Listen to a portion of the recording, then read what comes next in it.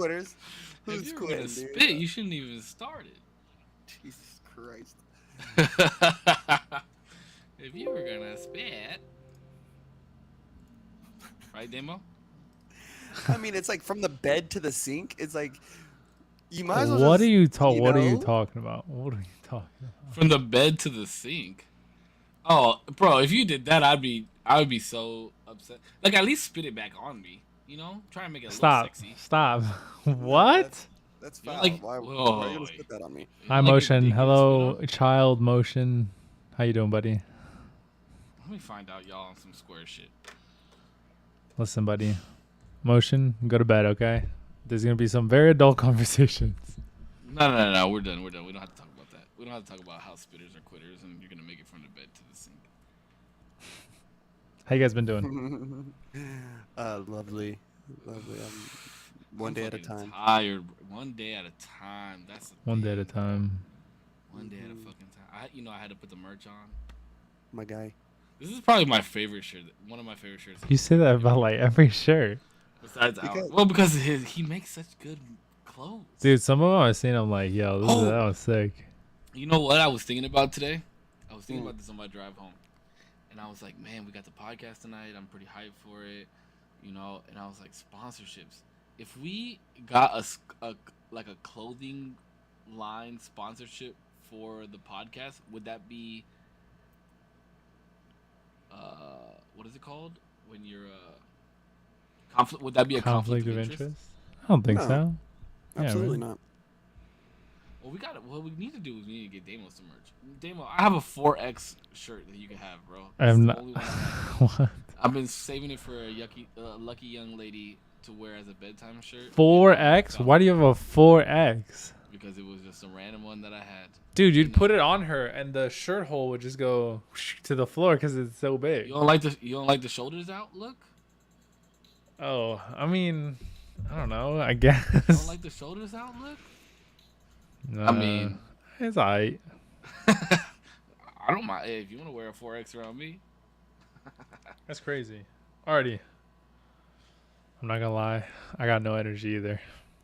all right, we need to. We're We gonna. need to get some energy going right now. You guys better pep up. Do pep the fuck up. Let's go, guys. Let's do this. We are All right, in all it right. to win it. All right, let's go. I got. That shirt makes me look, all of the corpses shirts make me look swole, bro. I got increasingly more sleepy. No. I'm gonna go get some boba. Coffee. right. Drink some fucking coffee. No, bro, because I'm not gonna go to sleep. I thought we go at 5 tomorrow. I'm not trying to So do all what? that. All right, Damo, come on, baby. Start it off. Alrighty. It's your week. We need some energy from you, baby. Alrighty. Oh fuck. Let me get hyped up. Let me just. Man, you shut gotta up. act like you want to fucking be here, man. You know I what? do want to be here, bro. Dick, Because you're doing a dick, dis. dick. You're doing a disservice to not only Corpse but myself and our communities. Wow. God damn it. Dick. That was very inspirational, bro. You should have told me to carry the boats or something.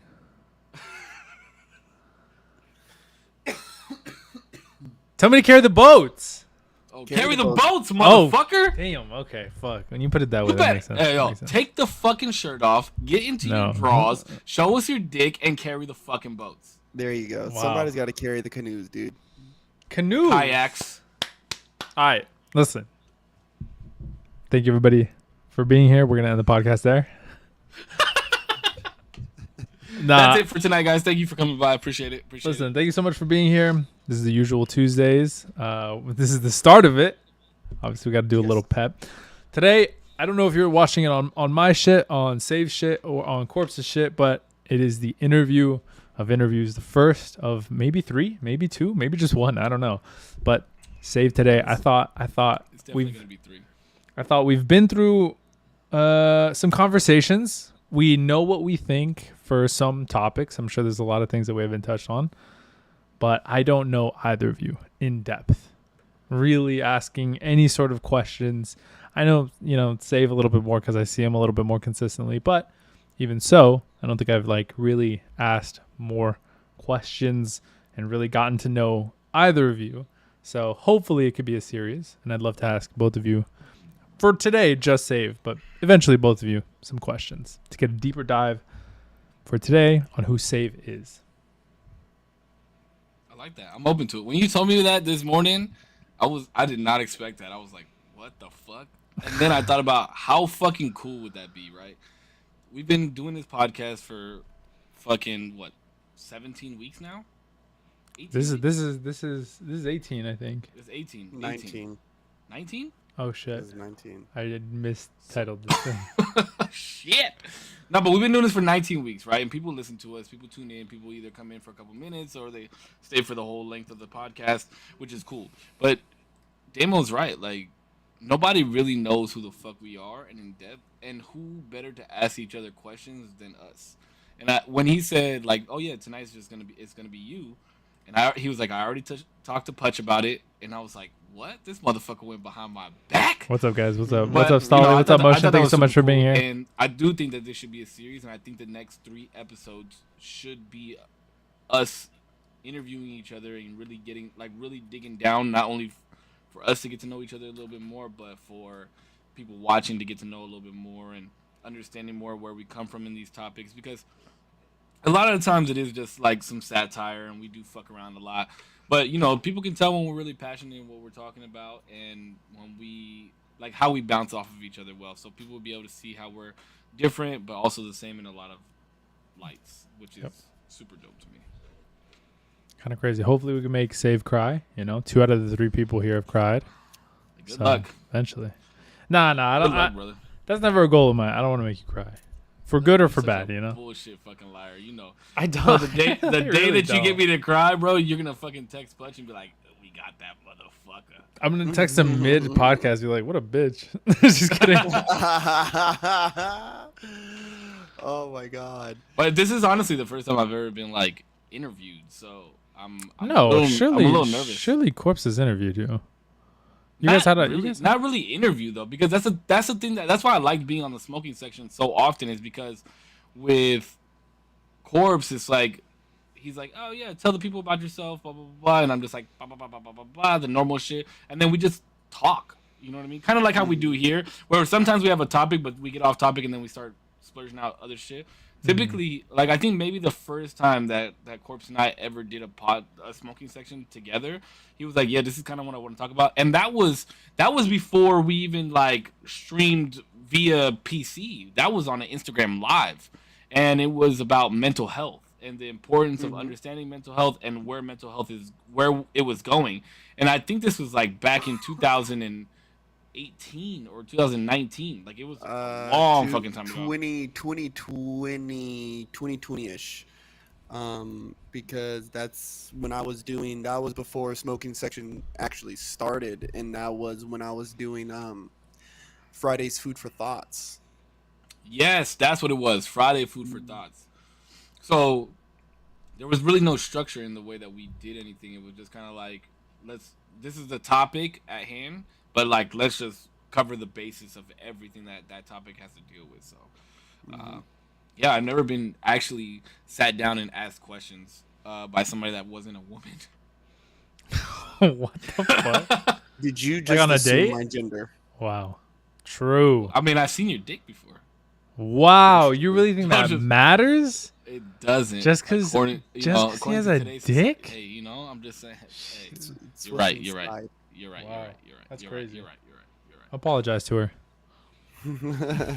Just kidding. To her. You just Yeah. tell me, Corpse. Well, you're assuming my fucking gender like yeah, the bro. bigot that you fucking are, dude. How Oh, dare now I'm you? a Exactly. bigot. I'm a bigot, and what was it? I'm a bigot. I'm racist, sexist. And I hate women, yeah. and I hate It's always bigot. canceled. It's No always wonder you misgendered me. it's always bigot, but never how big is it? So sad. I Just like kidding. that one. Oh shit! You don't want to know. All right, listen. I got the first question because I just thought of it. I'm just kidding. You're Oh, doing this on the fly, huh? you had put something on your Instagram. Did you get anything back? Did you get any bites? Oh man, you want me to read you the questions that I got just, on I my was just, Instagram? I was just wondering what they asked. I'll read them off to you, and then you can decide which ones you want to use. Okay. Yeah. And I will read every single one, even though there's some of them I don't want to read. Raunchy. Okay. Yes, I mean, all right. These are the questions that I got on my Instagram. Question number 1: what's your body count? Wow. Okay. Number 2: Cringe. what does it really mean to be your authentic self? When did you realize you were made for content creation? And then somebody just put, should ask about UFOs. Crunchy or smooth peanut butter? We already know that. How long you been gay? Vic or McNabb? McCoy or Westbrook? And Raising Cane's or Chick-fil-A? And why are you single when you got a bomb-ass personality? So those are the questions that I got. Okay. I mean, some of those are good. I don't like some of them, but some of them are good. Oh shit! One of them was cause. Wait, which one? Tune in. How long have I been gay? Oh, okay. It's not even 9 p.m. boys. 0 bodies. He's a son of God. True. That's right. Hey, how did you know? True. You know. Hey. My son was born through Holy in prayer. conception. Holy conception. If you're like born again, do you just like, is that all gone too? There's no way, right? Not to like joke about it. I mean, that's a genuine question. No, but No. but it's your sins wiped, right? Like that's how they do it when you become Because technically, like a nun or a preacher. All your sins of premarital sex is technically a sin. So is that like zeroed out? Mileage at 0? I don't think mileage is at 0. I think it's like a rollback. Like the true miles are still there, but it shows as 0. It's more of an oil change. Yeah, slate hasn't been cleaned. They just kind of chipped off the top. Yeah, so it's like I don't know, bro. yeah. Some so of that all residue is still in there. Yeah, well, you are always a sinner. You know what I mean? We Wow. are anything of the flesh is of sin. You know what I'm saying? So then to be born again is to say, yes, I was a sinner, I am a sinner, but through the body of Christ, it's now, We can get a whole tangent. I'm sorry. Because I'm even thinking. Demo doesn't understand, bro. He does these little things, right? Demo does these little things where he's just like, oh, hot take, boom, and then Punch and I are just like, blah, blah, blah, blah, blah, blah. Like, what's your favorite fucking ice cream? And then blah, blah, blah. Oh, But then he's like, can you kiss your kids on the mouth? And we're like, yeah, and then it's over. Like, what the fuck? Dude, that's some crazy shit. Punch did send me an Instagram the other day, an Instagram post of some fucking grape ice cream. it's a real thing. You guys thought I was I've just making never that the seen it. fuck I've just up. never seen it. Look, legit on everything I love, I really thought you were making that shit up, and I called No. bullshit on that. Or as the No. kids say these days, cap. Yeah, Dude, Why you capping? I was like, there's no way this is like Mandela effect. I have seen the fucking grape ice cream with my own goddamn 2 eyes. There's But no is that way. like a sorbet, like a lime ice cream, like a sorbet it's a type shit? fucking No, ice it's cream. not, bro. It's fucking ice cream. That's the trippy part about it. No. I don't believe it. That shit's fucking tripped the fuck out. All right, I'm gonna ask the first question when Corpse come back, because if not, we're gonna go on a whole nother tangent Yeah. on some other shit. This is about you, Save. We can't make it always just about you. That's not how the world It's works. never about you. Today's about you. Today is the day that we appreciate. Did you bring out a Bible? This man just grabbed the Bible from the fucking top drawer. I did because there's something I want to read off later, and I think it's very important to a conversation that me and Damon were having through text message. I told you, we've been I texting. like that. Y'all kind of cute. Just touch tips already. Oh, you think we haven't already? Where's your glasses at, bro? They're right here, literally, but Put them It's 'cause- motherfuckers. If you're gonna it's interview 'cause- me, I need you to put them on, bro. it's because they annoy the fuck out of me with the. Wait, because with the headphones. okay, so I had somebody reach out to me through IG, and if you're watching, you know who you are. And Male or female? Surprisingly enough, a female. That's not And, surprising at all. I know Get your your Chad. is full, baby. And they were actually speaking to the effect of Save and his point of forgiveness, and they were saying that like, oh, I kind of relate with what he's saying, but I want to hear more about what you said. And so we got to chatting, and I referred back to the line of scripture from Matthew where Peter was told by Christ to forgive, like, don't worry about nothing else, just forgive them. And then I was speaking with, but that was one. So I had to like look through the pages of this thing a little bit, because she was actually quite knowledgeable on like the Bible, like, you know what I mean, and quite knowledgeable on her faith. And and it was cool to speak with her and to be educated by her, um, in her interpretations of the word, and to also have her validate and understand and hear my interpretation of the word, right? And to also understand that I'm not a Christian, right? But this book speaks to me in a language that I understand, if that Mm-hmm. makes sense, right? Mm-hmm. Like crump dancing speaks to me in a language that I understand. Mm-hmm. Ballet doesn't, even though I may appreciate it. Not seven, yeah. So slide, not seven, but 77 times. Um, though I may appreciate ballet, and though I may appreciate these other styles of dance, I appreciate it, but they just don't speak to me in the language in which I understand. You know what I mean? That's why ballet dancers dance fucking ballet. It speaks to them in a certain way. That's why they can appreciate crump or they can appreciate hip hop, right? And understand it for its art form and what it provides to people, but it doesn't resonate the same way. That's I'm why a, I hold on. I'm a little concerned. hmm. Why the fuck you got girls in your DMs talking about me? They appreciated what you said. I'm just fucking with you, bro. I'm fucking with you. I'm helping you get girls in your DMs. Is what Wow. you're telling me? Damn, Well, what a wingman I the, am. the What a podcast definitely helped. What a fucking Let's go. wingman I am. Look at That'll be a that. podcast. Round of applause for Save helping Corpse get some DMs. Yo, but like wholesome DMs, not Very the Yeah, wild. but wholesome. let's see how wholesome those DMs continue to be. Let's just saying. Nah. Oh, I blocked her. What the? Because he already knew, No, bro. no, no, The no, no, devil no. was calling. The No, devil no, was no. calling. No. Nah, I that's deleted it, wild. but I did make sure to delete the message and Wait, it was why'd you block her? I'm curious. Because it would have turned into No, back shots. I didn't block. I didn't block. Oh, okay. You're trolling. I thought you, dude. I thought I was like, damn, bro. He was already thinking of the crazy shit that he was gonna do. Hey, from the bed to the sink, bro. Bro, it says it right Stop. here that you need to swallow, like, you know. It says it right. It says it right. All right, listen. This is Saves Night. I want to ask the first question. All right, let's hear it. So you've alluded to wanting to be multiple things throughout this podcast, but one of them that kind of stood out that I was a bit more curious about than others was a motivational speaker. Yes, that's Not that- number one. I thought this was really cool, but I've also wondered why.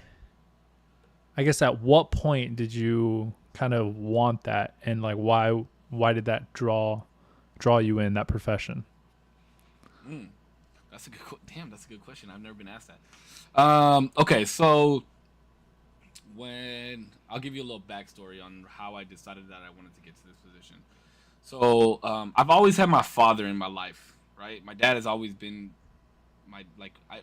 father didn't like abandon me. He wasn't like blah blah blah blah. But my dad has always worked 2 jobs my whole fucking life, and I never get to spend time with him. I spend half of a Monday with him every week for my whole life, pretty much. So he never really knew what was going on in my life. I skated, I danced, I painted. I remember one time he watched me skate for like 15, 20 minutes and he never said anything to me about it, but I could tell in his, like, just his expression that he was. What happened, Corpse? Oh my God, Sly is so bad. You're like, oh, my dad didn't abandon me, and Sly goes, hold on, I'll show you. Can't relate. What the fuck?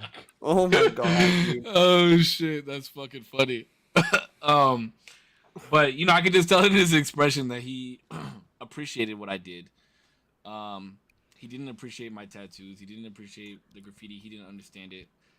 Like Corpse was saying earlier, right? Certain things speak to us differently, and I had so much creativity in my flowing through me that I just picked up everything that I viewed as artistic and wanted to be the best at it. Whether it be dance, whether it be skating, whether it be graffiti, whether it be canvas work.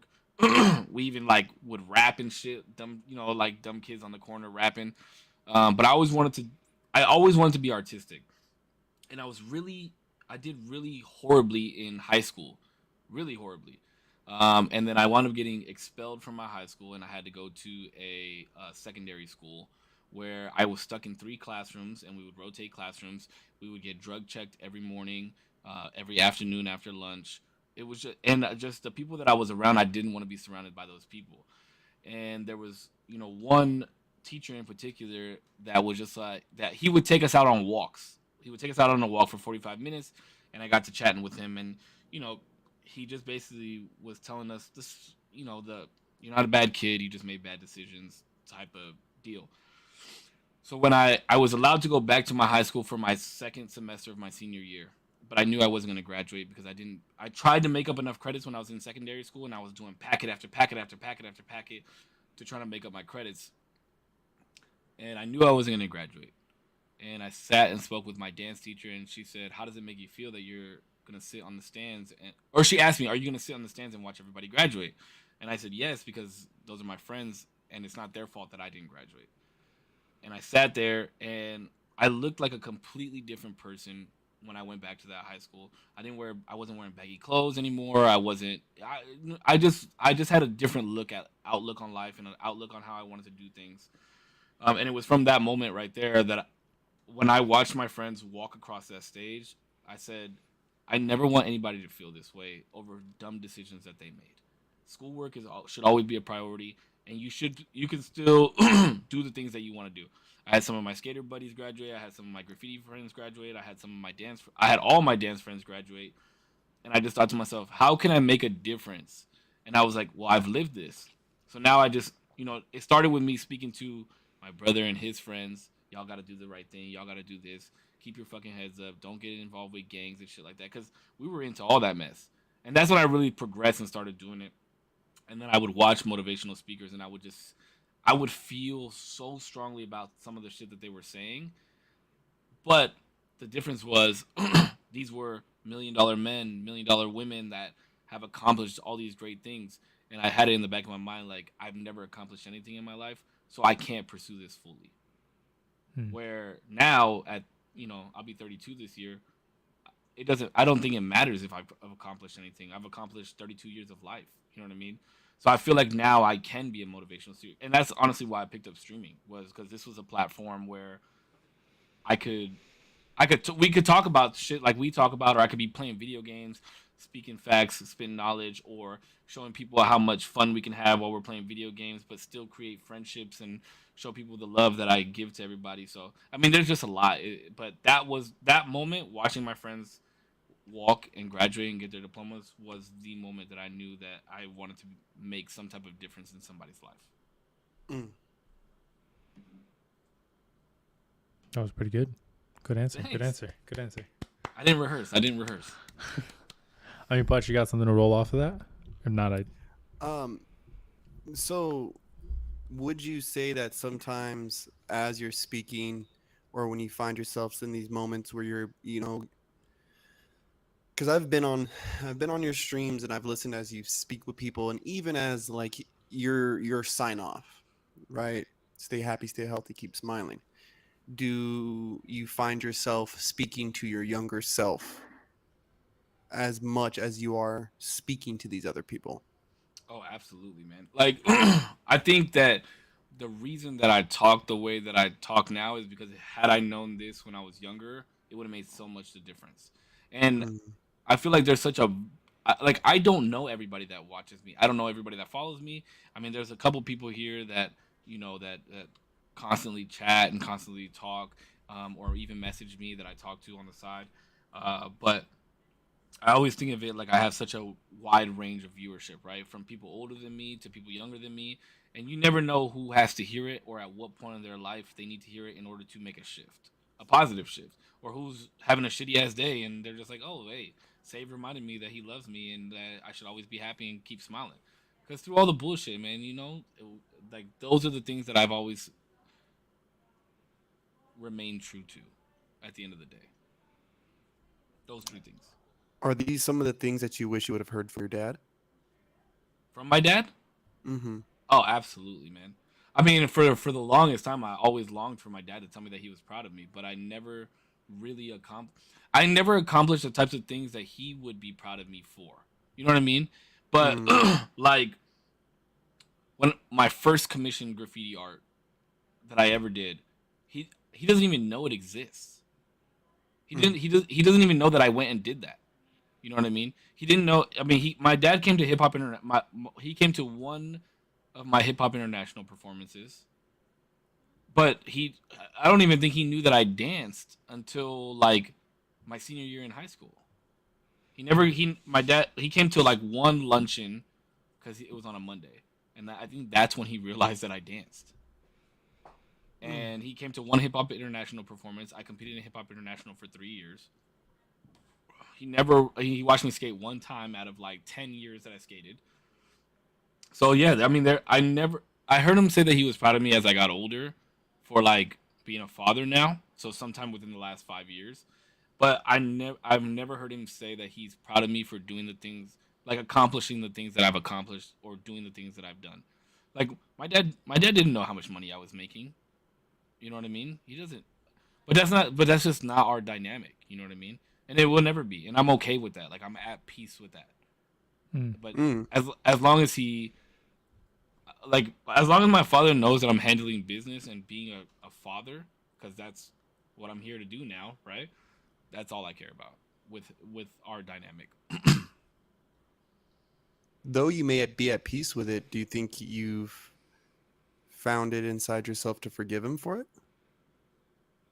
Well, yeah, and that was the thing is I struggled with that for a long time. Like, I don't think I was ever angry. I don't think I was ever angry that he worked two jobs, and I don't think I was ever angry that um, he didn't know what I was into. I think I was. It was more of like a letdown. You know what I mean? Mm-hmm. Like, damn. But then I also think to myself, like, my father comes from a different country where they don't do these things. They don't like his mindset is you hit a certain age, you work and you work for your family that you're going to have, and that's why he's here. So I don't know if it was like a forgiveness thing. I don't feel like I have anything to forgive him for, but I think it's more of an understanding thing that there's that there a lack of that type of compassion. I know my dad loves me. I know when he hugs me and kisses me on the cheek and tells me he loves me. I'll see you next week, son. Just the things that we talk about, and I'm older now, so we can fuck around a little bit more and talk shit to each other. Like I know he loves me. It's just it wasn't a like a very fruitful father to son relationship. Do you? Do, I learned all like the how to be a man type of shit from my dad instead of go out and enjoy and do what you want to do. You know what I mean? Mm-hmm. I was gonna ask. Do you find yourself now that you have a a child of your own? Do you find yourself doing the things that very much to the same nature of like speaking to yourself in your motivational speeches, envisioning almost like the person that may need to hear it, and that might even be you from time to time, or previous versions of you. In like fatherhood, do you find yourself doing the things that like I would have appreciated it? Absolutely. You know what I mean? Every single second of every single day. And it's funny because people always say they never write books about parenthood, right? Like they don't teach you how to be a father, they don't teach you how to be a mother, they don't teach you how to be good parents. But if you really analyze the situation that you grew up in, your parents absolutely taught you everything that you need to know about being a parent. Because Mm-hmm. and I had this conversation with my mother one time, and I told her how I felt about my dad. My mom and I never we had a relationship as grew older, but I was a punk ass kid, bro, and I got kicked out of my mom's house because we lived with a roommate. And my mother and I never had a great relationship. You know what I mean? There's this running joke that like I'm my father's favorite and my brother is my mother's favorite, and we never had like a great relationship. Um, until about a couple years ago, and now we're very open. We can talk about a lot of things. I know that my mom doesn't view me as a fuck up, which I thought she did for a very very long time. And we talk about a lot of shit. And I told her, I said I appreciate the way that you guys raised me, even though I grew up in a broken home, right? Like my parents divorced when I was 5 or 6 years old, and I dealt with a lot of other women in my father's life. That's a whole fucking different story. But I told my mom, I said I can now appreciate, as in my 30s, appreciate everything that you and dad did or didn't do, because now I know what I need to do. Now I know how to handle certain situations. Of course, there's gonna be situations that are thrown at me through Peanut that I'm not gonna know how to handle. But for the core base of how I want to raise my son, um, that's honestly the biggest reason why I think my relationship with Tierra is so important. Because even though we're not together, like I don't want to skip a beat with him, and that's important to me. He needs to know that mom and dad can get along and are there and can take him to do stuff together. And my mom and dad never took me to do shit together as when I got older, ever. I Mm. have one. I have one picture that I, two pictures that I've ever seen of my mother and my father together, and one of them is their wedding picture. What was like the catalyst for the change in dynamic between your parents and yourself? Like what opened the gates to be like, we're gonna have a better relationship Between both my parents, or are you talking about between my mom yourself specifically? and your mom and yourself and your dad. It comes with understanding, I think, and maturity. Um, I understood that it was nobody's fault. It wasn't. I wasn't. I was a bad kid. Sure, I did fuck up and do a lot of things. Mm. But there's only so much that's in control. You as a parent, we don't have full control of our children, and nor should we have full control. We should allow them to do the things that they want to do, right? But like even things that my father didn't like, my mother enjoyed. Like my mother enjoyed my art. My mother always saw me carrying around my little black books, and when they were getting full, she would always make sure she would give me another one. She would make sure she would make sure that I always had paint pens because she knew that I would go steal them from the Michaels or the Walmart. If I asked her to go buy me paint, she would buy me paint, and she would always say, "Make sure you're doing this in a legal spot." And we would go out the next night, go bombing at 2 in the morning, and she had no idea. You know what I mean? But as I got older, I realized she did know what the fuck I was doing, but she allowed me to make those mistakes on my own. And me maturing and getting older and understanding that she was allowing me to make those mistakes, and understanding that she couldn't handcuff me to the bed. You know what I mean? But she would never let me fall either. You know what I mean? If she always told me, if you're drunk at a party, I don't care what time of the night it is. If you guys need me, call me. I'll come pick you up, type of thing. And I knew that there was something in me that knew that she would and wouldn't be mad at me. Um, Mm. but I think with just getting older and understanding more, and especially after becoming a father, knowing how to talk to people properly and understanding why people do certain things, and asking why they do certain things, I think me being able to have that open dialogue with my mom, it made our relationship so much better. I mean, my mom and I drink together now. Not that she drinks a lot or often, but we'll take a couple shots of tequila here and there somewhere and have a good time. And she just lets loose, and it's like this is a version of you I've never seen, and it's awesome that I get to see it now, and I just appreciate it so much more. Mm. That was a good question. That was really good. Yeah, thanks. I appreciate He's it. trying to hit. He's trying to hit me in the heart. No, I want to get to like the core of. I think everybody has like pillars, and I'm sure Putch will figure yours out as well. And you guys will hopefully I can figure out mine as well as I'm going. But I think those get solidified and like reinforced over time, and sometimes it's really good to like look back and realize why they're even there. And really cool to see that. I think that's really interesting. Yeah, and I think the more that you understand, like because I've grown up, I was diagnosed with panic disorder in 2011, right? And I was so scared of change. I was so scared of death. I was so scared of. I always what ran my world, and I try not to live my life that way anymore. You know what I mean? I'm trying to live my life through fact. I try and live my life no longer thinking what if, because what if will never happen unless you actually act upon it. Um, I think that's so important as well. Is just understanding that, um, what do they say in the what do they say in in the Serenity Prayer? Uh, Let me forgive, or what is it? What does he say? What is the Serenity Prayer? Let me pull it up. Hold on. That shit got me through a lot too. I'm trying to remember. I'm trying to remember it verbatim, but it's like to have the Accept the things I cannot change, courage to change the things I can, and the wisdom to know the there's no difference. difference between, yeah, Oh, the I like difference that between quote. two. That's a good quote. I like that quote. And when I found that, and I live by it. And this too shall pass. I live by it as well. Although things suck, it'll pass. But you also have to remember, although it's great right now, you have to remember that'll pass too. So, it's balance, right? I mean, but Mm-hmm. you, I think the balance is all. When we've had a conversation about this over the podcast before, I don't think there's a such thing as balance because in my opinion, the scale should always be tipped one way, and that's in towards of progression. Mm-hmm. Sure. Ooh, we'll keep it pushing. I have a question in terms of your panic. Uh, it's not a Oh wait, disorder. hold on, corpse. Damo asked me this earlier. He said, "Is anything off limits?" And I said, "No." Okay. So For the most corpse. part, right? Like, Dox him. No, just kidding. you want my address? I got you. No, no, no, no, no. In terms of like your panic, so when you got diagnosed, what was the days after? Like, what were you thinking, and how have you kind of counterbalanced it? Because I feel like you're super outgoing, super extroverted, very talkative to like anybody, and I feel like that's a direct contradiction to your anxiety.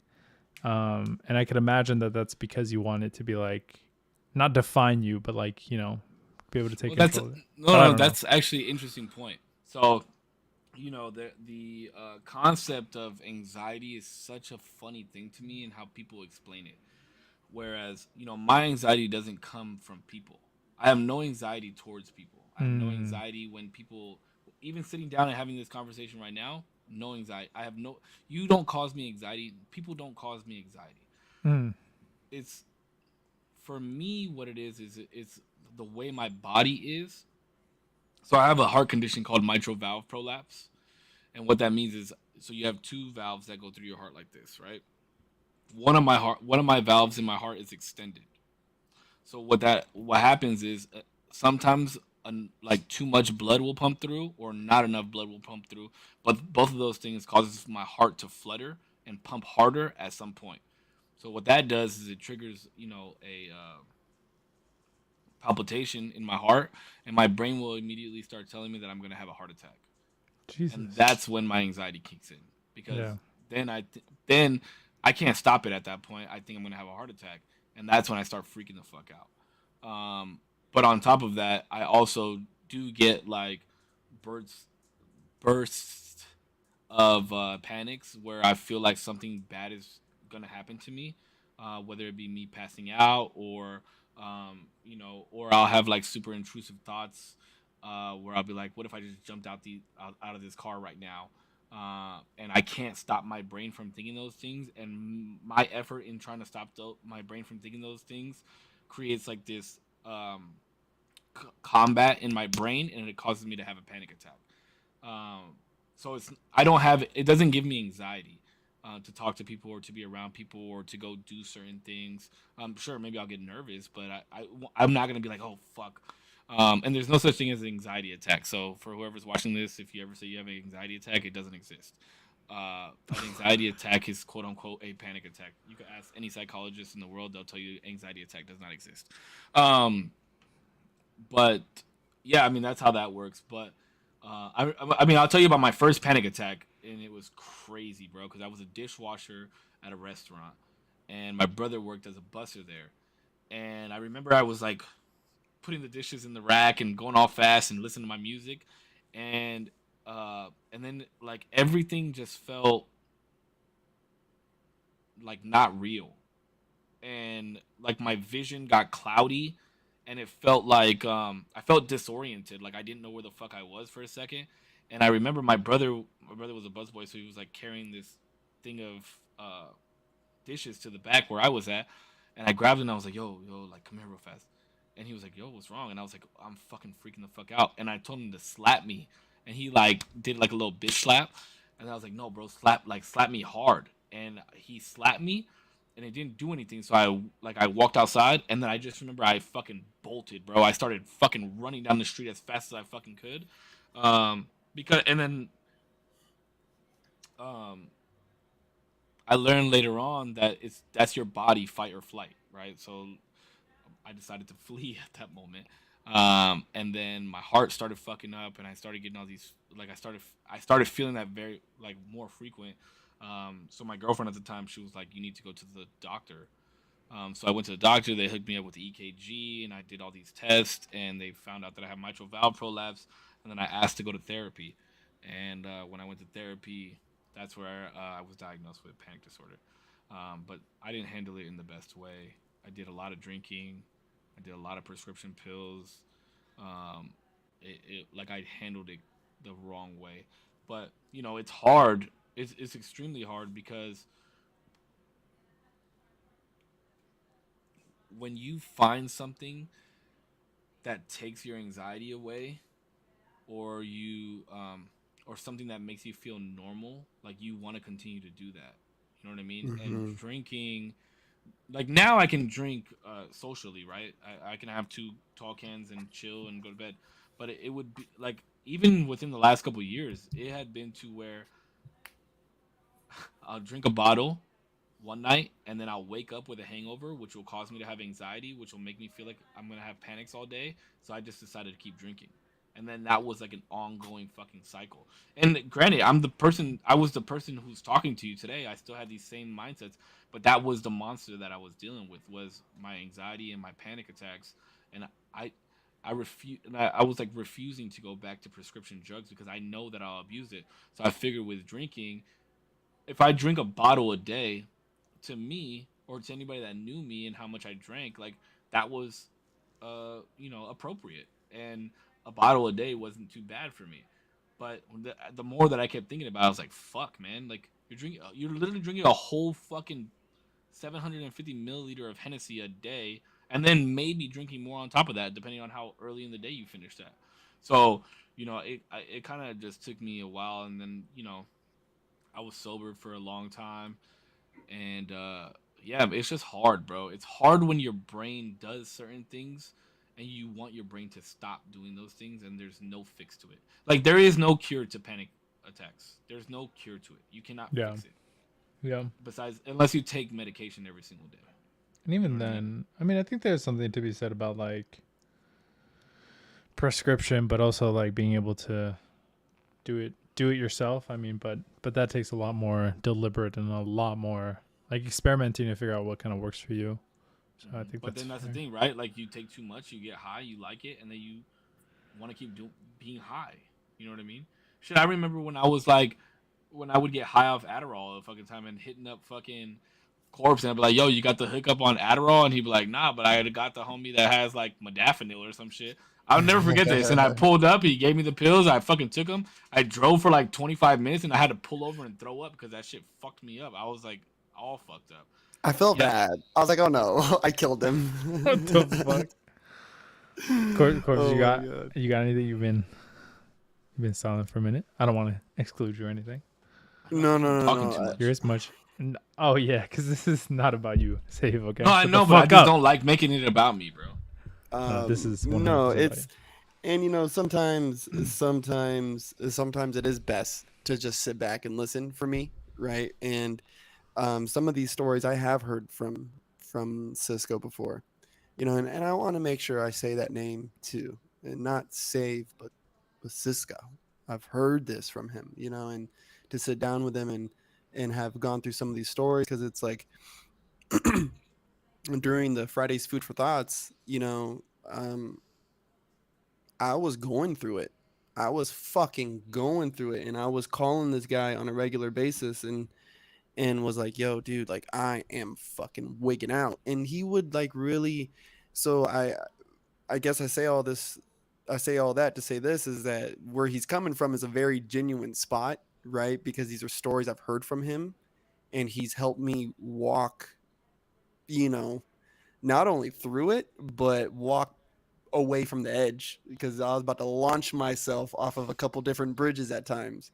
And so Mm, it's just good. And it is, it is, I don't want to say triggering, but it is a solemn reminder of how far not only that I've came as a person, how far he's came as a person, but how far our friendship has came as people too.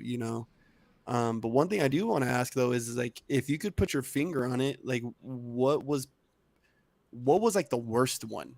Like, what was it? What was the moment where you had like probably one of these worst attacks that was just engulfing you? Was it the first one, or was there one like Mm. after Peanut was born? Because I remember holding Elijah, and I remember like being away from him for the first time. I was like, holy fuck, I'm a dad. Like, you know. So Mm. what was the worst case Worst panic panic? attack I've ever had? Yes. I have two that I can remember. Mm. Um, I remember. So there was one time I was in Philly, and I was with my ex girlfriend at the time. I was with my girlfriend at the time.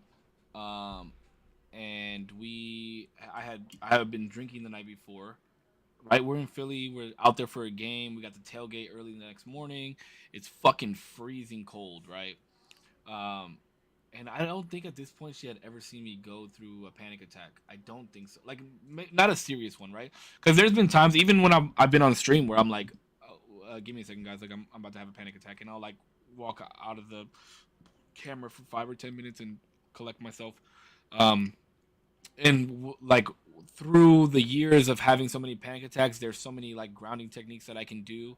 Um, but this particular time, it was like full fledged. It's coming at me hard. Like uh, it's it's so hard to explain how it feels, but you genuinely feel like deep down inside of you and your brain that you are going like you're gonna drop dead. That's what it feels like, and there's no like feeling. I can't describe how the feeling is, but that's what you think is gonna happen.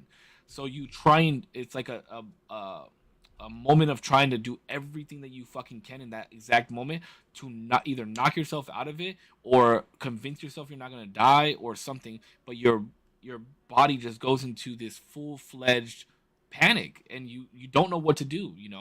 It's kind of like if you lose your phone in the morning in your bed and you're like tapping around for it. Like just imagine your brain doing that, right? Like looking for life or a way to escape. Um, and I remember I was at the tailgate and I was with all my friends and it's fucking freezing cold out, so we all have our coats on and shit. And it was about to hit me. So most of the time, depending on the situation that I'm in, like I've had a attack in front of you before, Damien. You had no idea. But depending on what the situation is or where I'm at, I'll typically excuse myself, or like if it's a group of people talking, I'll kind of just like back out slowly and then like go be by myself for a second. But so I did that, and I knew that it was coming, and I knew that it was going to be hardcore, and I didn't want to be alone. So I like went back, and I was like, "Hey, can you come with me?" And so she came back, and I was like, "Don't freak out, but I'm about to have a panic attack. Like, can you grab me a beer or something?" Because beer mellows me out, like it relaxes my body and allows me to like go through it. You know what I mean? So she grabbed me a beer, and I chugged it as fast as I could, and I knew it wasn't gonna help, but I was just hoping that it would help.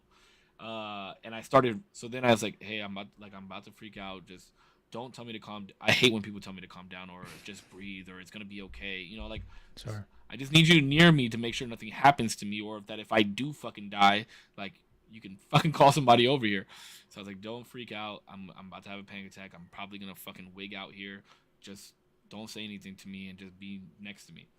Um, so I started freaking the fuck out, bro, and I started sprinting to this parking lot, and I made it all the way to the other arena that's on the other side of the football arena, and I like started stripping my clothes off because cold makes me like it grounds me. It allows me to realize that I'm still flesh.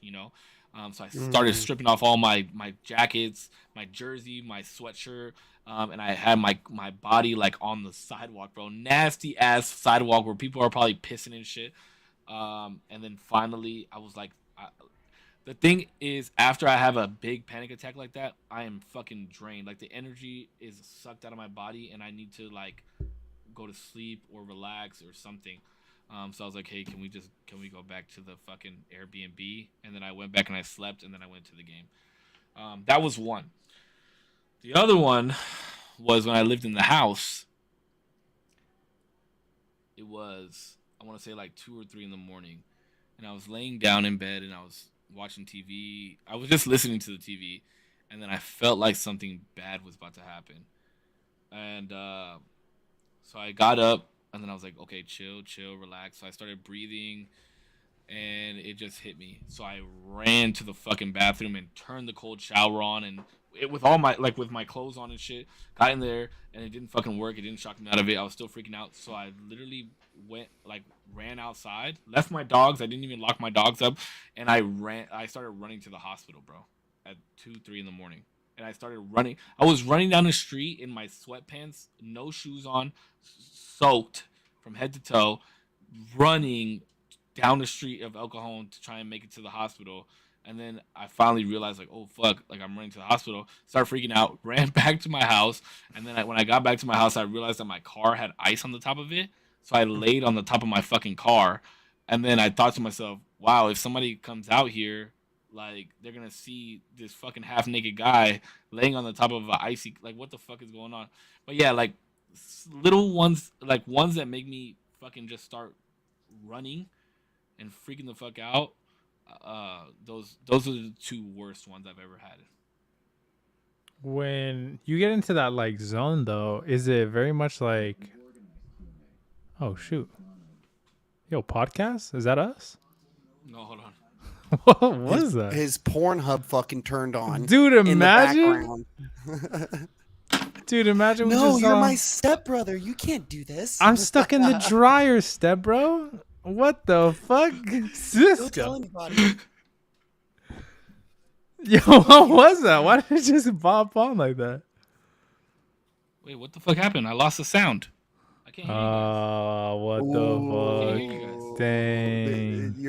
You're plugged into the Pornhub. Can't hear bro. you. What happened? Bro, Clear the cache. yeah, clear the Clear cache. history, Clear bro. history. But you gotta- He's you out. gotta- He's Oh, embarrassed. he ran away. Wow, that's okay. We all see stepsis in the dryer sometimes. It's okay. I'm just kidding. No, but yo, this interview is going sick. Good job, bro. Yeah, it's really good. Yeah, dude, no, it's good.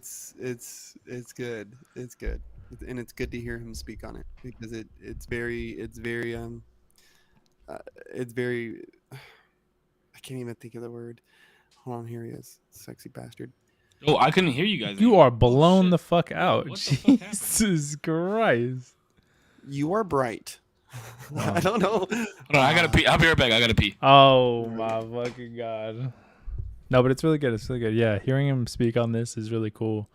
And it's cool actually to have both of us on there because obviously you have more of an extensive history with him, and I have not as an extensive history. So it's cool to see like somebody who knows the stories and somebody who kind of like I'm kind of like the audience playing into like what they might want to know.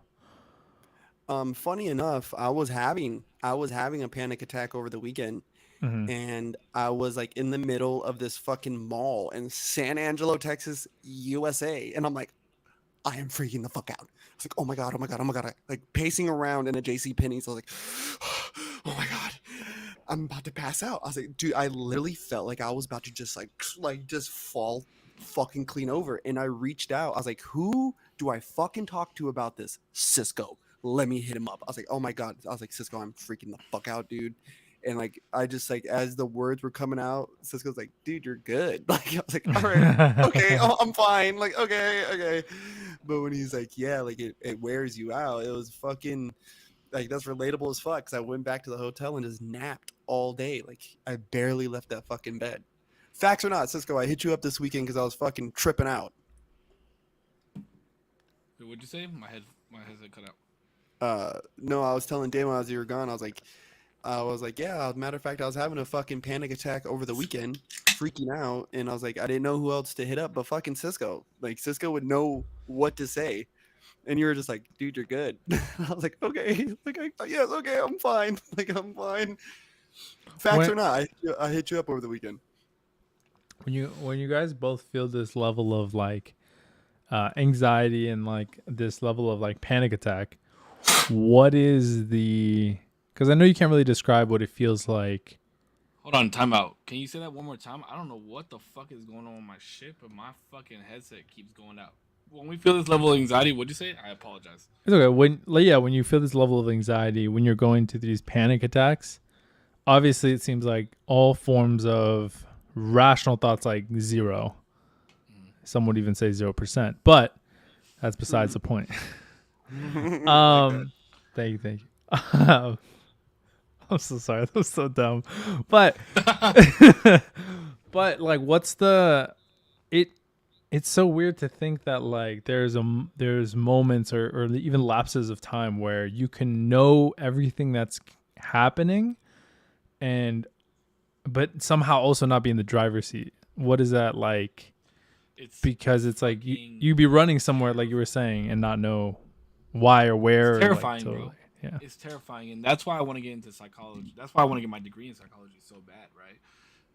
And be able to speak with substance because I have my degree, not only through experience, but you know through science on why people feel this way. But there is no explanation for it.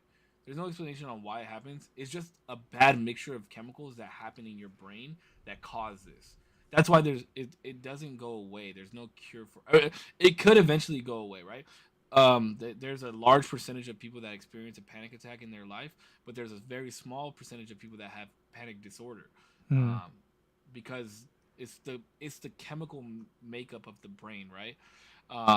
And it sucks, man. And there's like it is it is the hardest thing I think for anybody to ever go through, because who the fuck wants to feel like they're dying every day and have no control of it?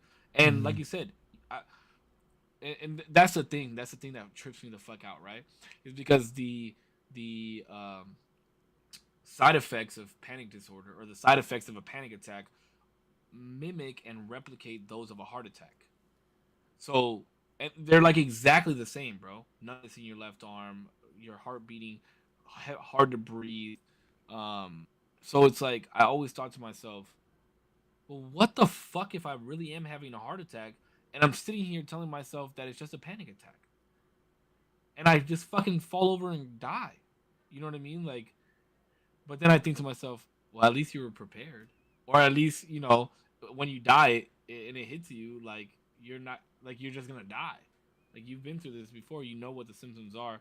So I mean, I guess it's just the way that you look at it, but it is, and that's where that serenity prayer comes back into play, right? Like, allow me to accept the things that I can't change. And it took me so long into my adult life to understand that I cannot change this. I cannot change that I feel this way. I'm not gonna embrace it. I'm not gonna be like, yeah, I have fucking panic disorder. And that's why I don't tell a lot of people that. And I tell people that have watched my stream, and obviously you two know, but I don't go around telling like this is like a fifth date kind of thing, you know, Five like. dates. Hey, I just want to let you know that if I ever do freak out, I have panic disorder, but I never delve into the true feelings of how it makes me feel, and it sucks, dude. It is. I would never wish it upon anybody, not even my worst enemy, because it's just like you said, knowing everything that's gonna happen, but not being in the driver's seat. Mm. But I know it's gonna happen, and it's Yep. gonna suck while it happens. But I have no control of it at all, and it fucking sucks, man. It's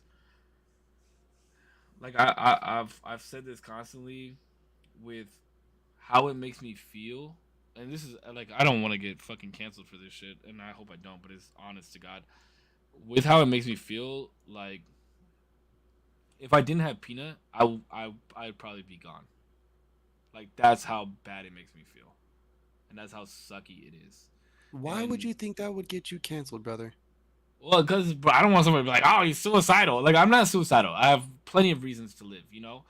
But like it sucks, man. It sucks.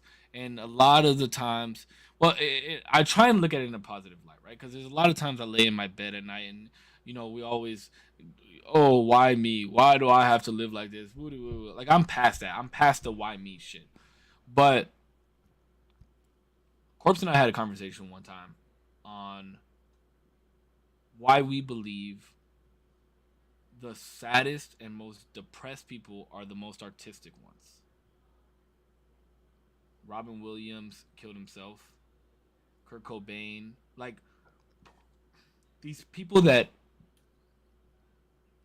put smiles on people's faces every single day. Don't let people know the struggles that they're going through. Make sure everybody's happy. Make sure everybody feels love. Make sure, like, there's not a reason that I there's definitely a reason why I'm like that. There's a reason why I like that flows from me, because like I'm not saying that I'm not happy, right?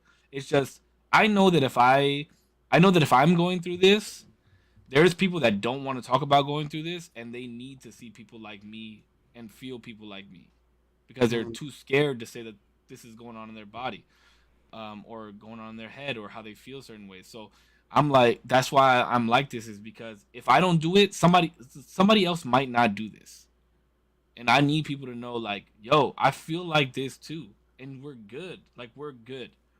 It sucks, but this is our purpose. This is why we're here, to let other people know that they can be good too.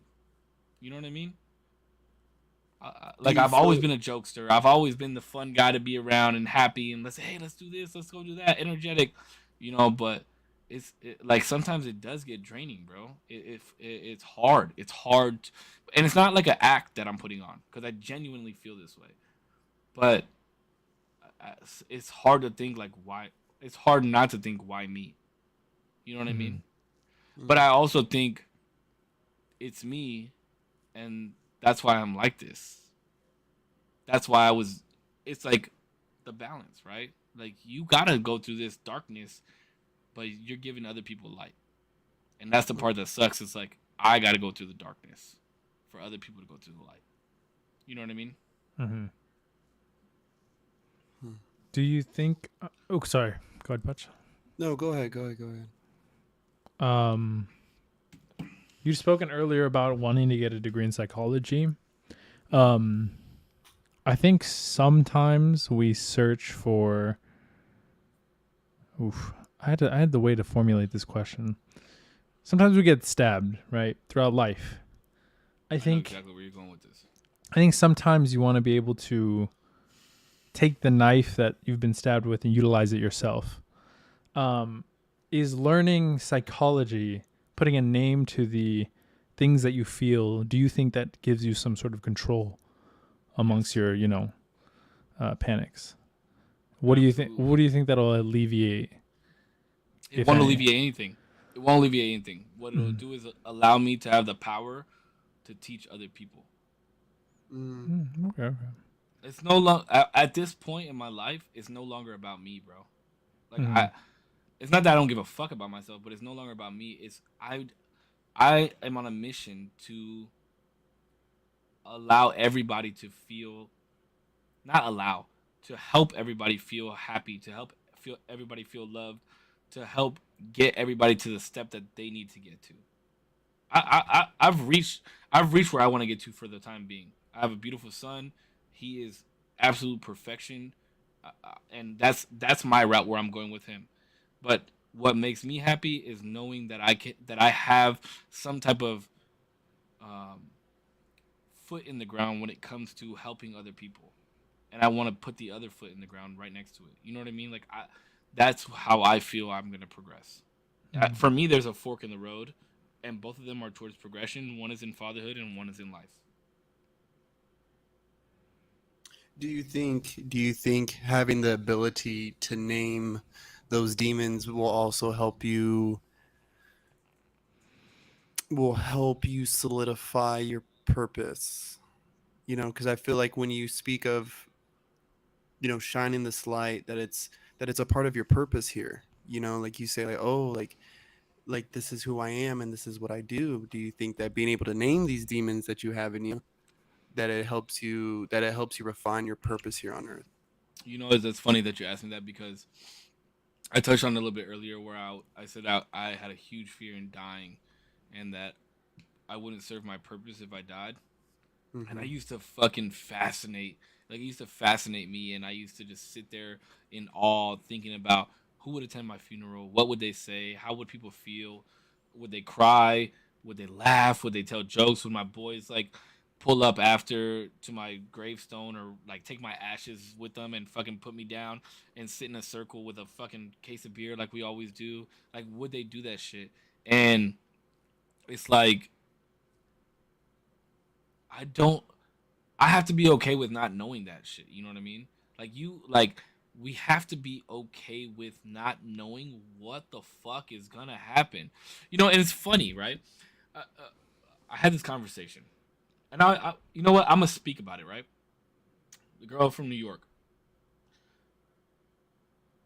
I said the question was something along the lines of where is this going? And I said, I don't know, and that's the beauty of it. I'm living in the moment, and I'm allowing this go wherever it's going, and I love that.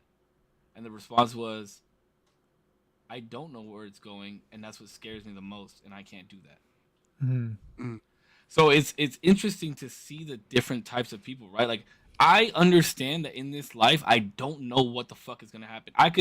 We could finish this podcast, boom, have fun, everybody good night, send our good night text in the morning or at night, drive home in a fucking 18-wheeler, lose control, and I fucking fall off a bridge somewhere and die. Or I could fucking be 60 years old doing motivational speaking. Who the fuck knows, man? And that's why I said I don't live in what ifs anymore. I try not to, at least. So, you know, I don't know. I don't know what it would fix. I know that it would help me in the future if I make it that far, but who knows? Who knows? I'm living right now. I'm living right now. Because the what ifs, even if like you think about the what ifs for your kids, that's the scariest thing in the world, bro. Mm-hmm. That's even scarier than thinking about the what ifs for you. Mm-hmm. So I don't think in what ifs, bro. I don't. Mm. I feel like I'm taking you guys to a really sad place right now, and I don't No, want to no, be no, taking no. you guys. I don't think so. I mean, we could jump right out of it if we want. No, no, no. to. I'm just saying, like, I don't want you guys. I never want people to think that I'm not okay, though. You know what I mean? And I'm very open with this because it's reality, it's fact, it's who I am. But I don't show this side to people because I don't want to feel pity. I don't want people to feel remorse for me. I don't want people to feel bad for me. I don't want any of that shit because if you didn't ask me these questions, we'd be having a fucking good ass time any other way. You know what I mean? So Well, I want to make sure I say this, and I don't know where we'll go off of this, but for you and for Sylvester, and anybody else who may feel certain ways about their presence on Earth or anything of that nature, I love you guys and your life. I celebrate it, and I say this because I do it every time I cheers now with people. Is thank you for being alive. hmm Thank you for being here with me. and that's why Thank you. Thank you, bro. Thank you like you for said, being here with me. no, I appreciate you guys. And I try and tell you guys I appreciate you guys as much as I can, and I try and tell everybody I appreciate them as much as I can. But like you said, even with my sign off, right? I say the same thing every time I sign off of a stream is stay healthy, stay happy, keep smiling, and I love you because I want people to remember those things.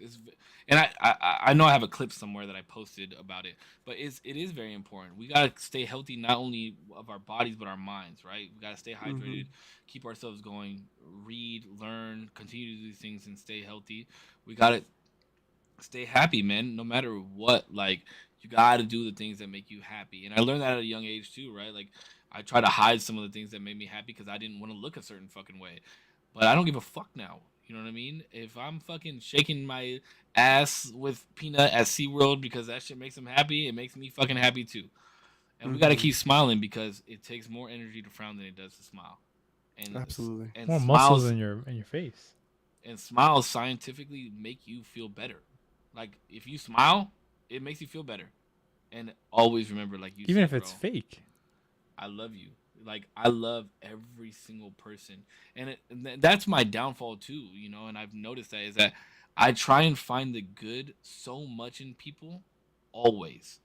Even if I think they're wrong in something, I try and find out what the fuck is really going on with you. Why are you why do you feel this way? Why are you acting like this? And I think that comes, with why I want to be a psychologist at the same time too, is because I really want to dig deep. Because people don't dig deep. People don't do this. People don't do what we're doing right now. Mm-hmm. I haven't been asked some of these fucking questions. I don't know how to answer some of them. I'm nervous a little bit on how I answer them because I don't want people to view me a different way. But I'm also very honest in how I'm gonna respond. And if you view me a different way, that's on you. I can't do anything about that. So Mm. I'm me at face value. So take it how it is. You know what I mean? I love you at face value. Thanks, bro. I love your face. Ah, fuck! I was gonna say that. Just to pivot a little because this is it's getting a little dark, and Hey, we've you almost gone got a we've tear gone, out the eye though. You almost got one. wait, by who? Both of y'all Me? equally. You almost got the left eye. He almost got the right. You gonna cry after this. Oh, you Nah, will. I'll be You will, good. bro. You gonna log out and you gonna start crying. It's Me all and right. Corpse will jump you, and then you will cry. Okay, we're gonna get it out one way or another. Corpse, it'd be a good fight. Me and you, I'd take your ass, bro. Listen, bro, you don't understand. Everybody underestimates me. Okay, that's how people get There you fucked go. up. No, I'm just playing. But listen, I do want to kind of pivot a little bit because it did get a little bit darker. We've gone through like the dark ages of the podcast. Although there will be dark ages in the future, and I love it. We have 2 more stages of dark between you guys. But- I'm digging, baby. Call me the grave digger. But I will say I wanted to kind of touch on content creation a little bit because that is something that I'm interested in and something that you've touched on a little bit. Obviously, you live stream on Facebook. You had a good rise with the GTA stuff. I think you did like RP, right? You did really good on that. Gained quite a bit of a following on Facebook. It actually started with Call of Duty, believe it or not. Call of Duty was Okay. where it really took a turn for us because it was Fortnite at first. When I first started, go ahead, Go. ask your question and then I'll. I was just gonna ask essentially what was like the reason? Did you do videos before? What was the reason that you pushed live or made your first piece of online content of like video making or live That's a good streams? question. That's a very good question. So, my brother and I played. My brother had convinced me to start playing Fortnite with him, and I was like, "Nah, that shit's whack. It's whack. It's whack." I played with him, loved it. He had a buddy in Hawaii named Seth. Shout out to Seth. I know he's probably not watching, but shout out to Seth. And we were all playing, and we were having such a good time, man. And as we do when we play video games, maybe not everybody. But like when I play with my group of friends, it's funny because my buddy sent me. He like dumped a whole bunch of clips of us playing video games, all in a variety of games today, and I was fucking cracking up. And me and these guys go at each other's necks, and we like go for blood when we talk shit to each other. And I said to them, I wouldn't give up the shit talking if that meant that I had to give up these fun ass times that we've had playing these video games. So my community knows the dynamic between my brother and I when we play video games, and there's no holding back, bro. I talk so much shit to him. He talks shit to me. It's funny. And his buddy Seth was like, "Man, these would make great YouTube videos if we did this." And he was like, "Have you ever thought about live streaming?" And I didn't know what the fuck live streaming was, bro. I had no idea that there was this whole world of streamers and this and that, and fucking they were making money off of it. So he was like, "Oh yeah, like look at this guy," and he showed me Ninja. And Ninja was playing with this dude named Courage JD, who my community knows I love Courage. If I ever got the chance to meet him, like I would shake his hand and give him a big hug because he is everything to me. Like he's my inspiration. And I started watching Courage consistently. And then I found out that on my Xbox I could stream straight to Mixer. Rest in peace, Mixer. Jesus, I was about to say And- Mixer. What the fuck? So I started live streaming to Mixer Hmm. off my Xbox. And then I would start making like I would have little clips of me and my brother bickering or us winning or blah blah blah blah. And then my buddy was streaming on Twitch, and he was like, "Oh, you should make a Twitch." And I was like, "What the fuck is Twitch? I don't know how to stream to it." And he was like, "Oh, you can get it on your Xbox." So I started streaming to Twitch. Then I bought a raggedy ass computer I bought a capture card, and I plugged everything in so I could now use a face cam while I was streaming to Twitch while I was playing Fortnite. And I was having a lot of fun, bro. And I would it was more so for me at that time because I could go back and see all these funny moments. Mhm. I'm going to tell you the rise of my whole streaming career right now. And then I hit affiliate on Twitch. So now I can start making money. I'm big time now, right? Blah, blah, blah, blah. So I started getting little donations here and there, started getting subs, and then I found Facebook Gaming. Facebook Gaming was fresh, it was new. So I started dual streaming to Facebook Gaming and Twitch. to Twitch. And at this time, I was playing Apex more heavily than I was playing Fortnite, and Call of Duty had just came out. So we were playing Call of Duty a lot, and then there was this streamer on Facebook. I looked over at my view count, and it was like at 200 something. And I was like, "What the fuck?" And my chat was going crazy. Brrr. I couldn't even read what the fuck was going on. I had never been had to follow my chat that long. And this is probably like a year and a half to 2 years of me streaming now. And they were like, "Oh, this guy wants to play with you. This guy wants to play with you." So I was like, "Bet." So I got off the game with the boys and I went and joined this guy, and he was like, "You got one game to impress me," and we started playing, and I'm getting fucking donation after donation after donation after follow after follow after follow, messages, like my chat's going crazy, and I'm like, "What the fuck is going on?"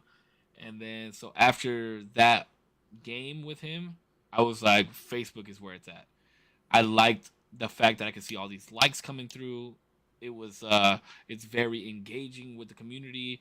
I could see who's in here. You know, like if somebody doesn't want to leave a message, all they have to do is leave a reaction on the film or on the thing. They can send me stars, this, that, and the other. So I was like, boom, full time Facebook create like content creator now. Um, Moved to Facebook, and I was gaming with my boys, uh, Go Pig and Maddox at the time, and we were like real heavy into our very competitive, and we're playing Call of Duty and trying to show people how to maneuver and this and that, and then Call of Duty dies out, and they try Apex, doesn't work out very much for them. So then we turned into like a variety group, the three of us.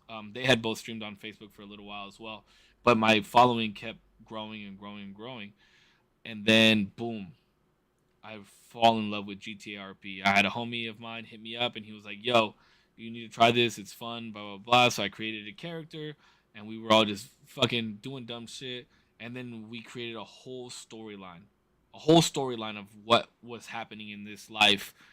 And bro, when I'm telling you, the shit turned into a soap opera. It was like there was people in my community that were like, "Oh my god, remember when such and such did this like 3 streams ago?" And like people were following it like it was reality TV, and it was wild. And then my numbers started going up. I would get 40 viewers at a time, 60 viewers at a time.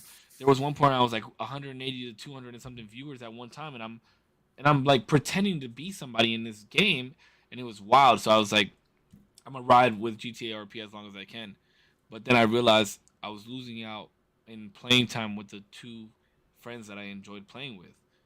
So I took a step back and I was like, as much as I want it to be about my viewership, I'm no longer having fun playing this game, and I feel like I'm only playing it to, um, you know, Appease the viewers. yeah, to be appeasing to my viewers. And I had already done that once before with Call of Duty, and I was like, I'm not doing this again. So my viewership dropped, but I was happy in playing the games that I was playing, and we got a lot of great content out of it. Unfortunately, I was too lazy to edit my own videos, and I was looking for an editor, and I still haven't found an editor or somebody that would go through 4 to 8 hours worth of content and make it into a two-part series or a 12-minute video. And that's when I kind of fell off, and then I moved into this place, and it's not as aesthetically pleasing as my old place was, so I kind of just like took a step back and stopped streaming as much and started just playing video games for the love of video games again, and playing because I enjoyed playing video games, and that's kind of where I'm at now. But I love that we can do this and people can tune into this, but I do miss streaming. Like I miss streaming to people and communicating and interacting with chat and doing all this fun stuff, and but it goes back to something, like what I was telling you, like regardless if there's one person in here or 100 people in here, like you still gotta have the same energy. It's just harder for me now because I've had that, and it's hard to come back from that. You know what I mean? Mm-hmm. Mm-hmm. I mean, I haven't had anywhere near that, and I know when there's like one person and it's my girlfriend watching, I'm like, Bro, what the fuck, dog? This, I you love know, your girlfriend, by the way. Happy I love belated. her too. Happy belated. Thank you. Well, she'll Dude, say, you guys are a beautiful couple. I want to make sure I say that too, because I've seen your Motherfuckers make picture. me sick. thank You you, guys really do. thank you, thank Tell her you. I'm about to steal your ass. Whoa, she's The watching. jealousy that affects my Not, nervous system and my immune system not that is I'm daunting. ungrateful for her watching. I always appreciate that she's watching. I know she's the one viewer there, but You got a girl who's supporting it. Let's just make sure I know that you I right. appreciate it. Always, always, I appreciate it. Our So you keep loyal fact slanging checker, that schlong, dog. our loyal fact checker of the fucking Usual Tuesday podcast, bro. Shout out to our one staff member. No, but Don't I say you think, can't say staff member legally because we don't pay her. I mean, She's hey, an you intern. pay her in sex. Hey, we But- appreciate all of our sex workers. But you know what? We got to get her on the podcast one day, though. I honestly don't. Oh, I don't know if speaking she of would ever that- do it, but Speaking of that, I meant to tell you guys. So Spank Queen, who is another content creator here on Facebook, she came in one time. She came in when we were having the relationship talk. sure. She's got a couple. I think she's got about 10 or 11,000 followers here on Facebook. She wants to be. She wants to have a guest. She wants to have a feature on our podcast. I meant to tell you guys that. Yeah. One of my viewers, who's a great friend of Jordan, who's a great friend of Putch's as well, was in her chat. See, here's the beautiful thing about my community, and Jordan in particular, is that whenever we go and view we used to go and do this thing where we would view other people's streams and donate money to them. And even from that, like if a streamer ever came into my chat or I ever went into a streamer's chat, he would always go check them out. And he would stay in there and he would donate to them a little bit here and there and That's chat cool. with them and get to know them. So I guess he did that with Spank Queen because I've been following Spank Queen for quite some time. I love female Apex players. I think in a very competitive world of esports where it's a mostly male dominant game, and especially a game that I really enjoy watching, when I can watch women do it, I love that shit. But I guess he was in her chat and she was like saying like, "Oh, Save, yeah, like I let her, like tell him to come in here," and he messaged me and told me to go in there, and she was like, "Yeah, I want to be on the podcast. I think it'd be super cool for us to do." So that's something that I definitely want to sit down and chat with you guys about. I think it definitely should be after this series of the interviews, but it would be cool to get people from platforms, and then maybe do this type of interview type of thing with them as well. I think that would be really cool. That would be sick. I was gonna say real quick on on that note as well. I know Cisco, me and you talked to my friend Samuel. He also wants to be on the podcast. I know we kind of dabbled and talked a little bit about it, but we were actually chatting today and he was like, "Bro, I want to be like on the podcast." And I was like, "All right, well, I'll see how they feel about it. What's the vibe?" But I mean, we got to chat about it. But yeah, we'll chat about it offline. And well, I was gonna say this. Watching as much podcasts as I do, because I watch a shit ton of podcasts. I've seen where they have a guest for the whole show. I've seen where they have a guest for 30 minutes to an hour, and with our time slot, I think it would be good for like an hour's worth of a guest appearance, and then that way we can still do our own thing at the same time and talk about the guest appearance or talk about what we want to talk about. Like I think that would be super cool too. So that way it's not like this guest here for the whole time slot. You know what I mean? I think that would be a good idea. But I think we should talk about it a little bit more too. But I think that would be cool. It's cool that we're gaining that type of traction where people want to participate. kind of weird, but really cool. Yeah. It's awesome. Yeah. It's awesome. Well, hopefully they enjoy it as much as we do. I do want to get my buddy Kalen Eddings on the show, a good friend also of Jordan Locklear. We all played football together. Damn, motherfuckers using legal names and shit. First and last. Listen, I am praying he becomes. He is attempting to work with the LA Lakers, and he's been working with Phil Hanley, who is an assistant coach of the Lakers. He's been teaching at the Mamba Academy. He's staying in my apartment right now, fucking house sitting. And I mean, me and this dude go way back. And our friendship kind of fell off in high school.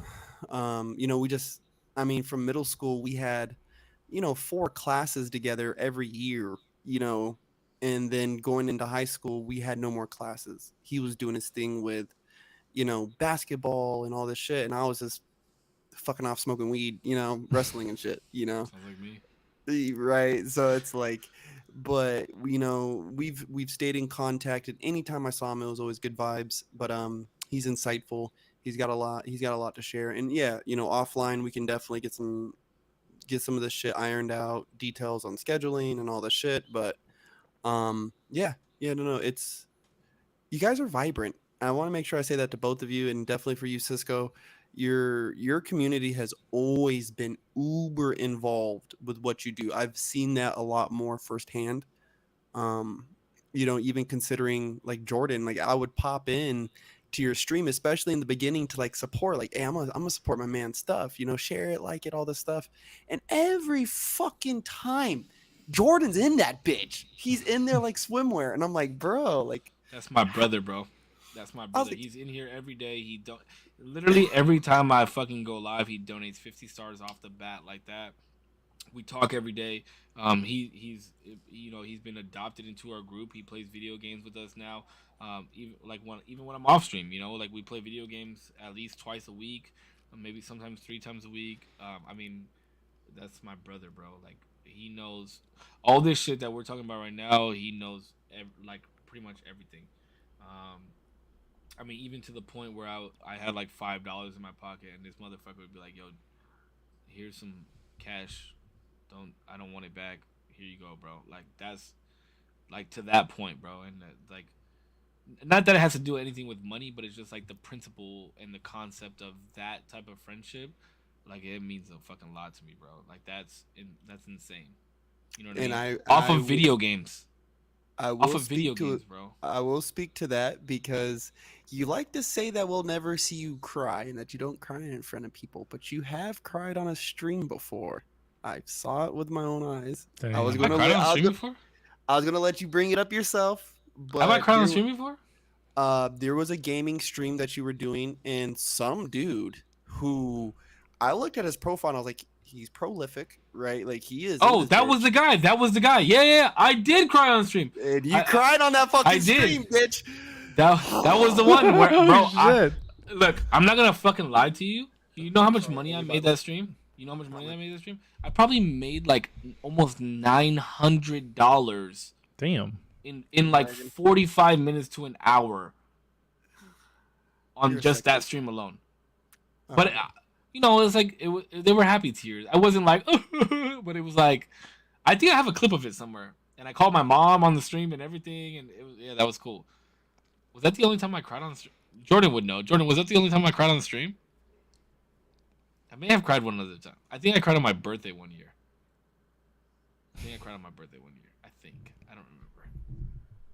I remember I did like a 12-hour stream one time. That was fun. Damn. I never wanted to call you on Or a it. 24-hour stream. I was like, I'll let him be honest in his own time. I haven't. That was the only time. Okay, I that like, was I'll the let only him be time. That honest. was the only time. I completely forgot about that.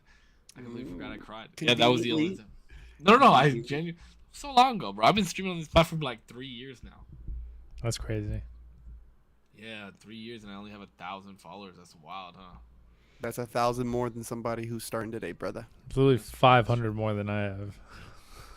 Yeah, but how long I have you? How don't long even was know. when was the inception of your fucking page? Bro, I've been online longer than you. Let's just How long? we'll keep But it how on. long have you been making content? Like actually making Longer than you. content? Really? Yes. Well, 2 times. When was the other time? What was the second time, Jordan? Hold on, I gotta see what the second time was. I know it was that time when Nitro did that. That motherfucker has 1 million. Look him up. He has 1 million fucking followers on YouTube. We'll Or, get there, let me see. boys. I promise. Let me see. I want to see how many followers he has.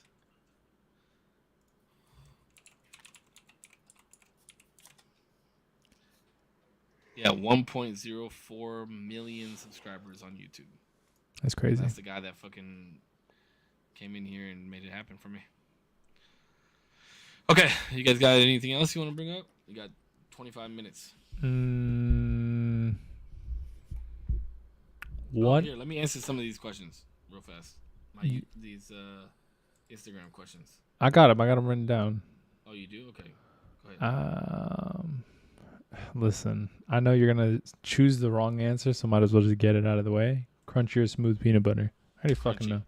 Yeah, of course you would. You fucking delusional dickhead. What the fuck is wrong? Anyway, How dare you? listen, you too. Crunchy peanut butter. Crunchy. Oh. Both these motherfuckers are crazy. Wait, It's are got you crunchy? soft and crunch. Yeah. Why do you want? No. Who the fuck wants creamy? I want creamy. You know why? Because I got some creamy for you, baby. I like to live life with as little obstacles in my way. Okay, I get to go places faster. I'm there quicker. It's just better. Look at how smooth you can just glide your hand with the fucking crunch. It's like you gotta fucking readjust every half second, half You're doing stroke. it wrong, bro. You're doing it wrong. What the fuck? What do you do? You warm First it of all, up? I readjust every half stroke, anyways. Yeah. Okay. No, you gotta take a big enough fucking scoop like that. This is look at the flick of the wrist. Boom. I know the motion. Then you get the bread. And That's you... delusional. Okay, if you here put, we go. you can't Here we put it go. on. Wait. We got a question in the chat for Zero. Wait, are we all open books? I know that there's one thing off topic for Zero, and I think there may be like one or two things. Wait, what's off topic? Out of bounds. I'm not gonna bring it up because I already know it's. You could bring it up. I already know it's out of bounds. No, because I already know it's out of bounds. It's not out of bounds. It's just There's one thing out of bounds for Zero that I know for sure is out of bounds for him. Sure. Corpse, is there anything out of bounds for you when we chat with you? No. Okay. So here's the question. Well, I want to know. Put it in the group chat. Zero. Later. Do you use condoms? That's the question. That's the question in my chat right now. I gotta use that safe sex with that latex so I don't get that latex like I'm latex. What Chick-fil-A or Raising Cane's? What do we consider condoms? Chick-fil-A or Raising Chick-fil-A all day. It's overrated, but that's the right answer. Chick-fil-A is overrated. Raising Cane's is way more overrated. What are you talking about? It is. Whoa, both are way overrated. And the sauce at Chick-fil-A is way better than Raising Cane's. Chick-fil-A sauce over cane sauce any day. They're both good. I will take Polynesian sauce over Raising Cane sauce any day of the fucking week. But Raising Cane sauce versus Chick-fil-A sauce. Polynesian sauce is they gotta make a spicy Raising Cane sauce. Oh my god, that would. They put like some crushed red peppers in it. I don't know. I would they just fuck gotta with make that. it. I would you know fuck what with I that. mean? Some kind of spice in Heavy. there. Yeah, I can fuck with that. Ooh. Oh my god! I just had Raising Cane's last night for dinner, and I was disappointed. Overrated. It was You know the what? first time I was ever Here's the disappointed. thing. bland. It's pretty bland. I went and got a chicken sandwich from Raising Cane's, and all they did was put fucking chicken strips on it. And I was like, yeah, this is bullshit. That's all y'all got in the back is chicken strips? Like, come on, bro. They got Next no patties. question, please. Genuine question. Something I thought that they in your Instagram post came up with that I thought was really good. Why are you single? What's good? You're a great dude. The fuck? What you mean? What you mean? Why am I single? What's the? They don't deserve him. We already tried this and it didn't work. I just talked about it earlier on this fucking podcast. What do you mean? Distance, baby. It doesn't work. Oh, not like her specifically, dog. What do you mean? Like, why am I not out here chasing women? No. In general, has there been a common thread throughout everything? If not, what's the thing aside from her keeping you from pursuing a immediate like a long lasting relationship? Okay, there's a couple things. One, I don't like to be outside. I like to be right here, bro. I like to be right fucking here. I like to be playing video games in my house. I go from work to go see my son and come home and then do it all over again. My weekends consist of doing things with my son. A lot of women that I've delved in or whatever the case may be, right? And there's not very many of them since my last girlfriend. Hmm. One.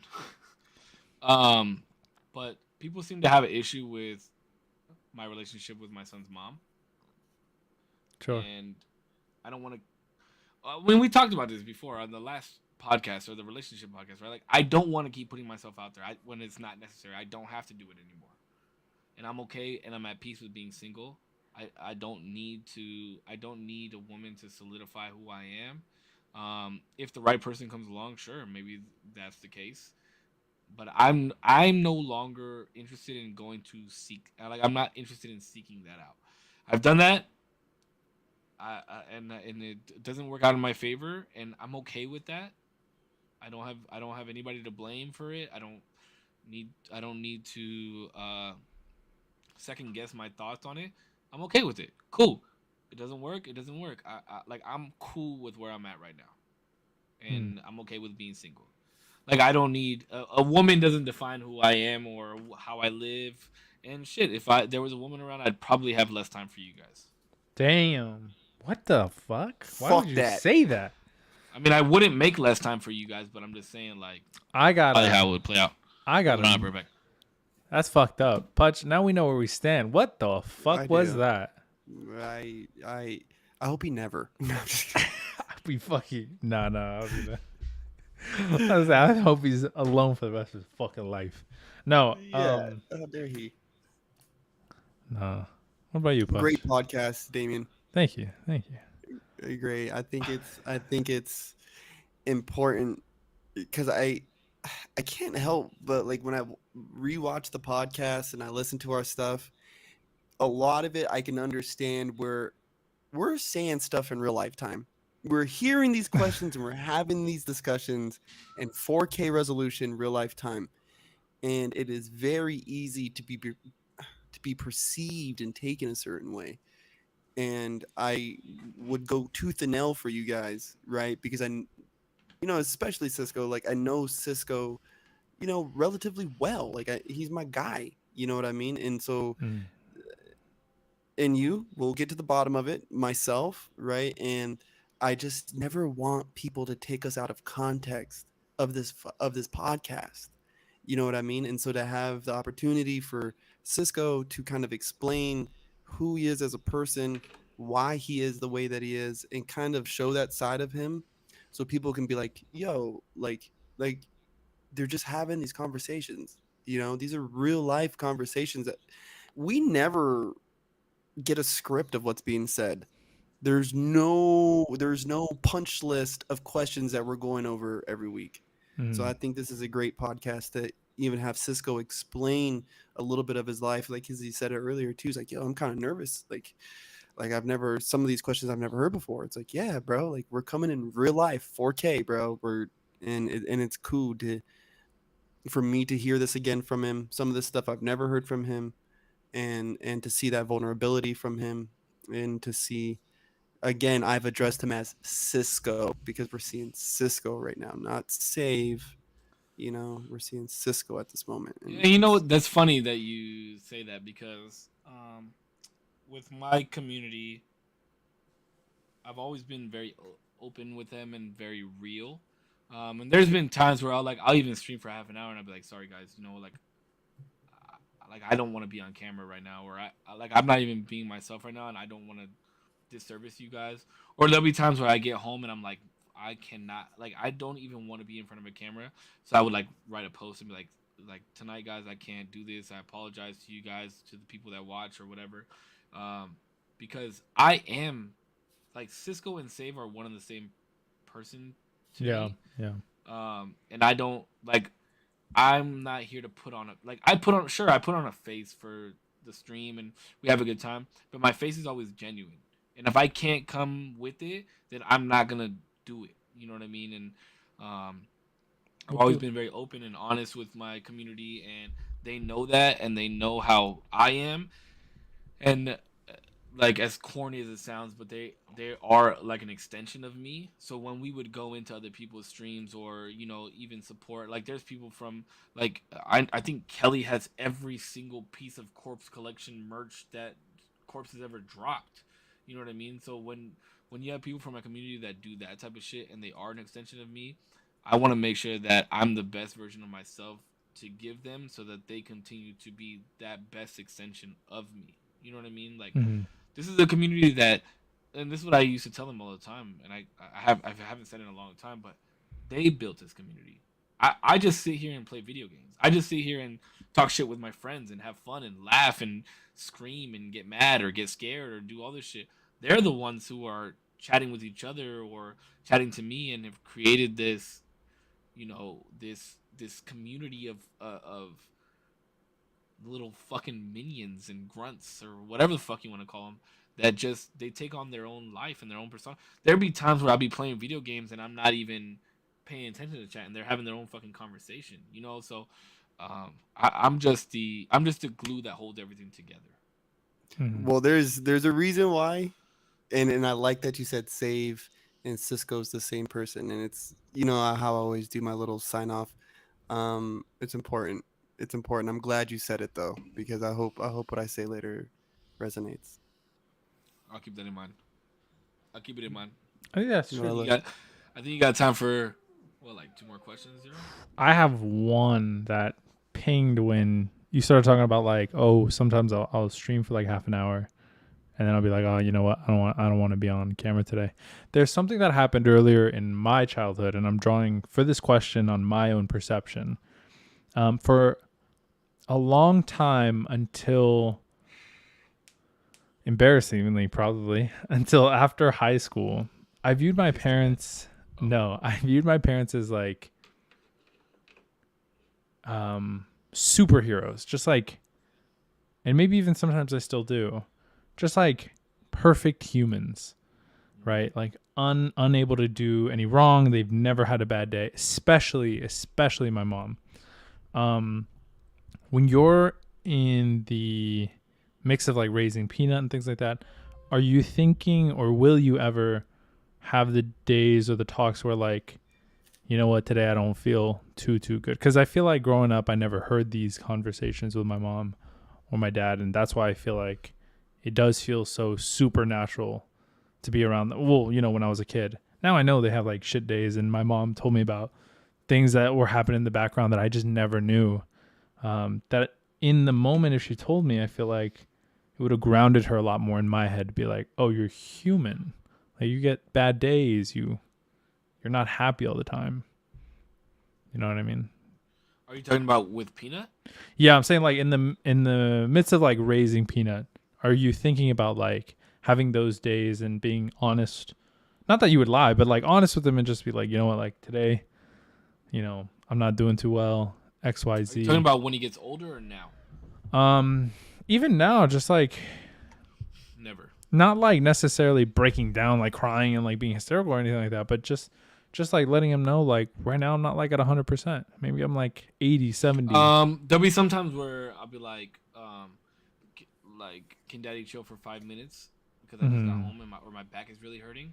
But even in those times, and that's funny that you mentioned that, because Tierra just complimented me on that the other day. Even in those times, it won't be 5 minutes. I'll like maybe sit down for 2 minutes, and then boom, I'm like right there on the floor with him, crawling around, doing whatever the fuck he wants me to do, or playing hide and seek with him, or carrying him on my back. And that's because he's a kid, and that doesn't turn off for him. And I'm his dad. You know what I mean? And I think the way that you view your parents, I think that's how you're supposed to view your parents. Like, your dad is supposed to be your superhero. Your mom is supposed to be your superhero, and they have their own roles, right? Like, your mom is supposed to be like, always make sure, we went to Chick-fil-A yesterday. It's funny. We went to Chick-fil-A yesterday, and Peanut got a kids meal, and in the kids meal it was like this little card game of who's the best, and then it would like ask a question. And it was like, who's the best at making you breakfast? And he was like, mommy. And then I was like, who's the best at parking? And he was like, oh, you, daddy. And then who reads you stories the best, or whatever, you know what I mean?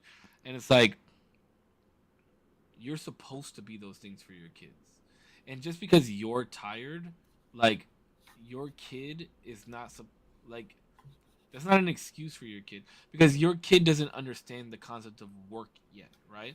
Mm. So, like, your job is to be their dad, and as their dad or their mom, your job is to continue to indulge in them and continue to um, enforce their learning habits and how they learn and how they have fun, and uh, you're creating the curriculum of how their life is going to be moving forward. So if that for you is, oh, I need to sit down for 10-15 minutes because I'm tired, like, that's going to become a habit for them, and that's an unnecessary habit that they shouldn't have, because then you're creating a void in their imagination, in the way that they learn, in the way that they do things.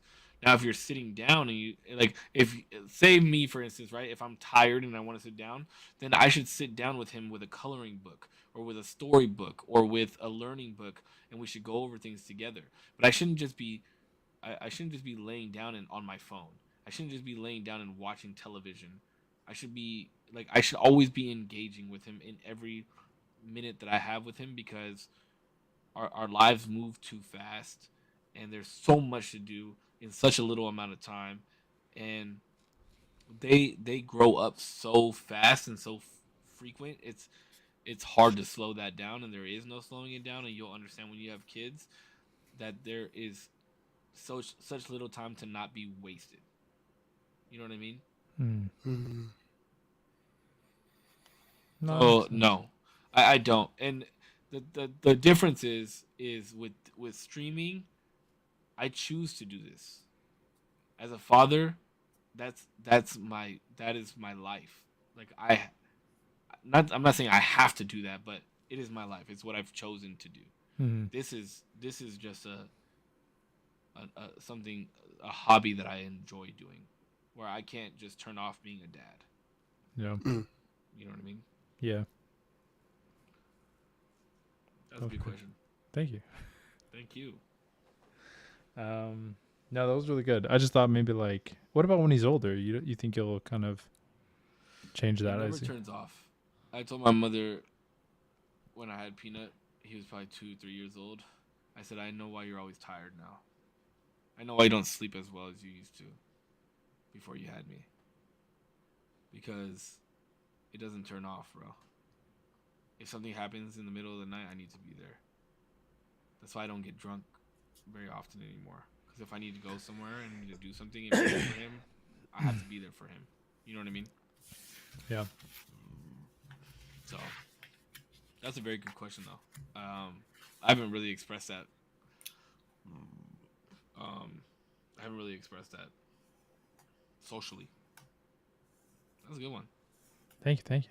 Hopefully, My brother, is this motherfucker over here doing arts I and don't know. crafts? What are you doing? No, I need to make sure because I want to read this over time and time again. This is something that's fucking timeless. I think you got time for one more zero Um. or corpse, whoever, somebody. Yeah. This has been fun, bro. I've never been through the ringer like this, and this is good. I feel like I think I think a lot of what I've talked about, people already know, though, like, for the most part, or Yeah. could have already figured or guessed. I think it's good to flesh it out still, and even just like I'm sure maybe they thought you thought one thing and you answered a completely different way, or I don't know. Give us just This went light a to your completely different character. way than I thought it was gonna go. I thought it was gonna be like, "What's your take on trans people? What's your take on fucking schooling?" That's why I was nervous. I was like, "Oh, what is this? What are we gonna talk about?" No, I know. Earlier you asked if I was gonna make it fun, and I was like, we'll see. I wanted this to be a genuine attempt at it. I've never interviewed anybody, so I didn't know even what questions to ask really, other than like the ones that I kind of like. To be quite honest, I made all of these up on the fly, but it was mostly because I was and am genuinely curious in who you are, instead of like trying to get clips or trying to like make content for it. And like my audience have never really, tapped into like who you are, who Cisco is, and obviously we have a podcast, and yeah, like we said in the beginning, we haven't really delved into each other on the podcast. And that's the Although, thing, is that's why I found it so interesting, was because with myself, and I think you two as well, and I think that's why we do so well together in this podcast. Is I think a lot of us, all of us, wear our hearts on our sleeves, and we are who we are genuinely when we speak in about everything for the last 18 episodes. Um, so to make a podcast about like me specifically, I was kind of like when you said that because you told me that this morning, 7 in the morning, like 7:30 in the morning. So Yeah. I had all day to think about it, Yeah. and I'm just like, man, I do feel like I'm an important person, and I do feel like I hold power and I hold wisdom in the words that I speak, but like I never try to make things solely about me. Hmm. Like I do like to chime in with my life experiences a lot of times, but I never want things to be solely about me because it's not just about me. So that's why I was also kind of nervous in this podcast in particular because it's like we're gonna frame a whole 2 hours around me. Like I Easily. don't know. I don't think I have that much in me to give. You know what I mean? Yeah. Question wise, with like being asked questions. Now, if you were to True. ask me to speak for an hour, uh, maybe I could do that. Give me 5 minutes, I could speak for sure. But 2 hours is like, and I was also nervous about the questions that were going to be asked, and because I'm very honest and very open in the things that are asked to me. So, yeah, like I was nervous for sure. Good. I'm glad. Do you think this was a good swing at encapsulating who Cisco is? Yeah, and I think if for people that have watched other podcasts and then to listen to this one to its entirety, I think you could really understand who I am as a person, and that although I may say things or be combative in things or play devil's advocate, it's not because I want to be a nuisance or be a burden onto somebody. It's because I just want to understand why you think the way that you think. And I Hmm. just want to understand the way that you think. And I don't want to tell you that you're wrong in the way that you think. I just want to know why you think that way and what's led. I like to dig real deep, and I like to understand what has led you to believe what you believe and why you believe the things that you believe.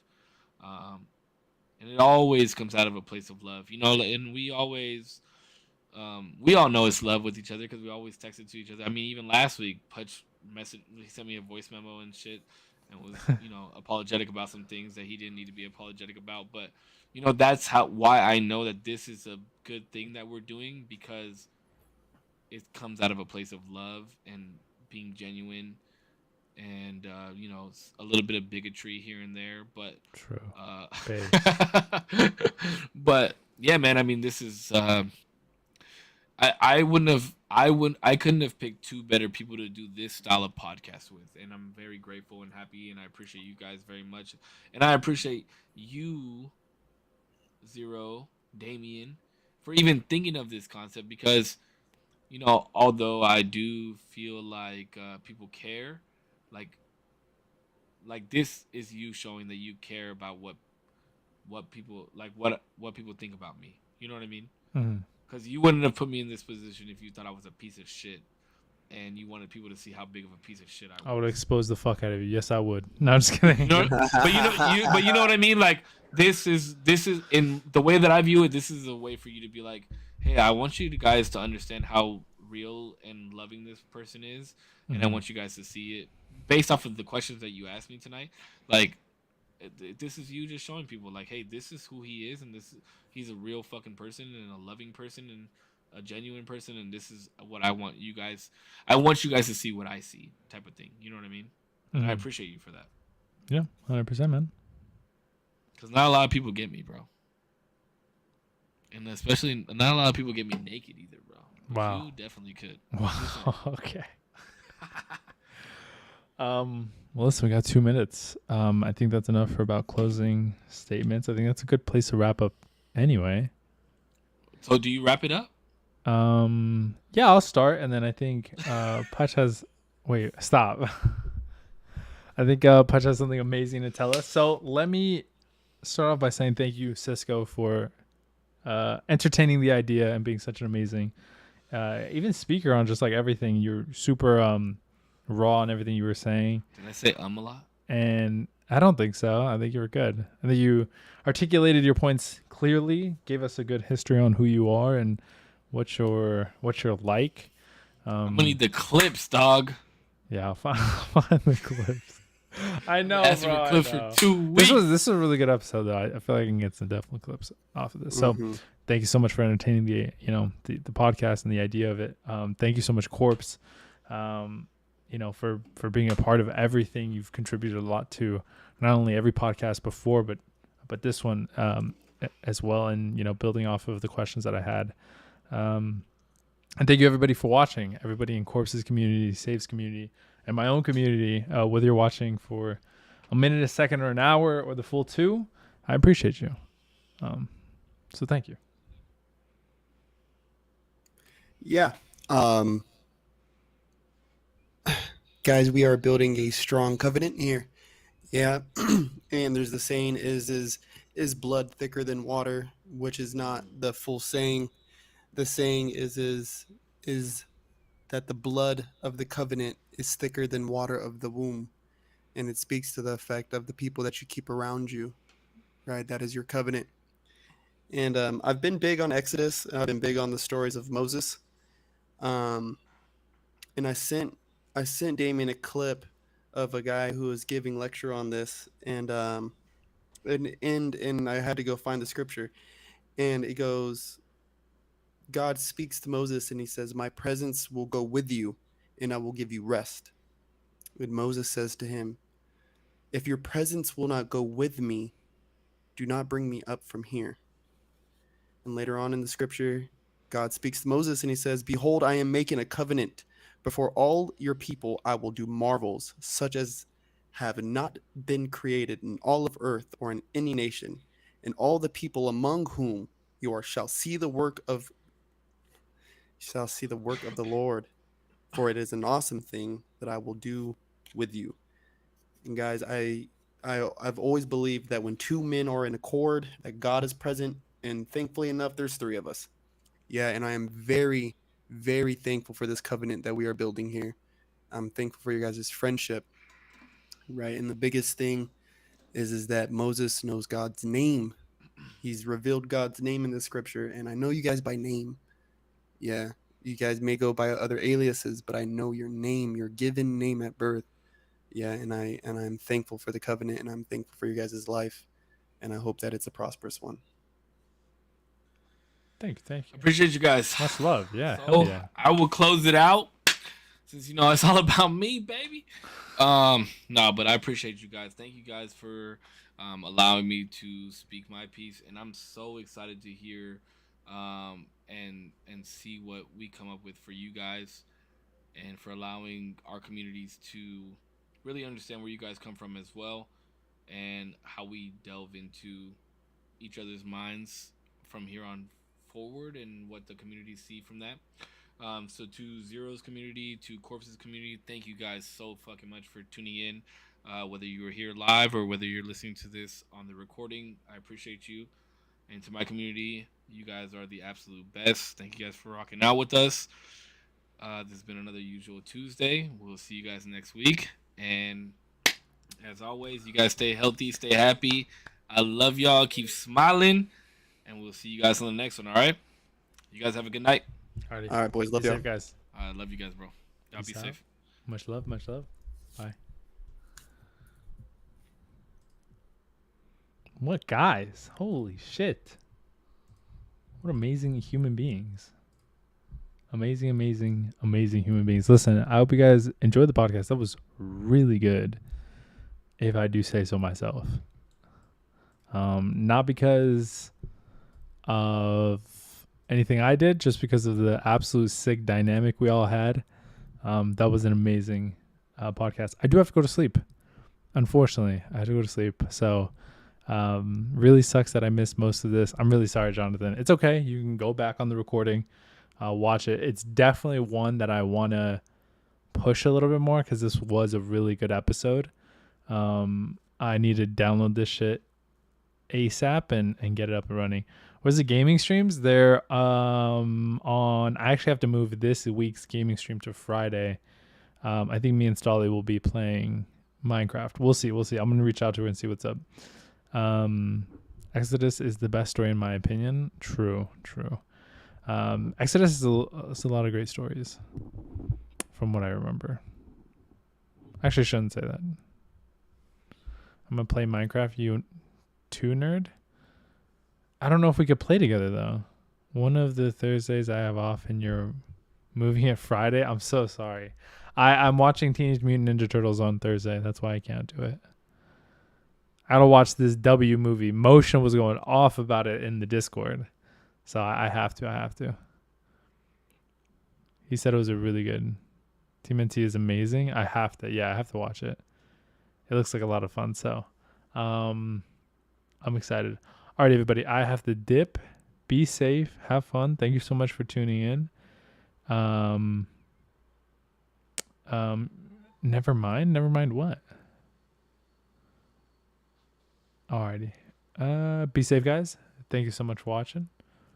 I'm gonna go to bed. My bed is staring me down.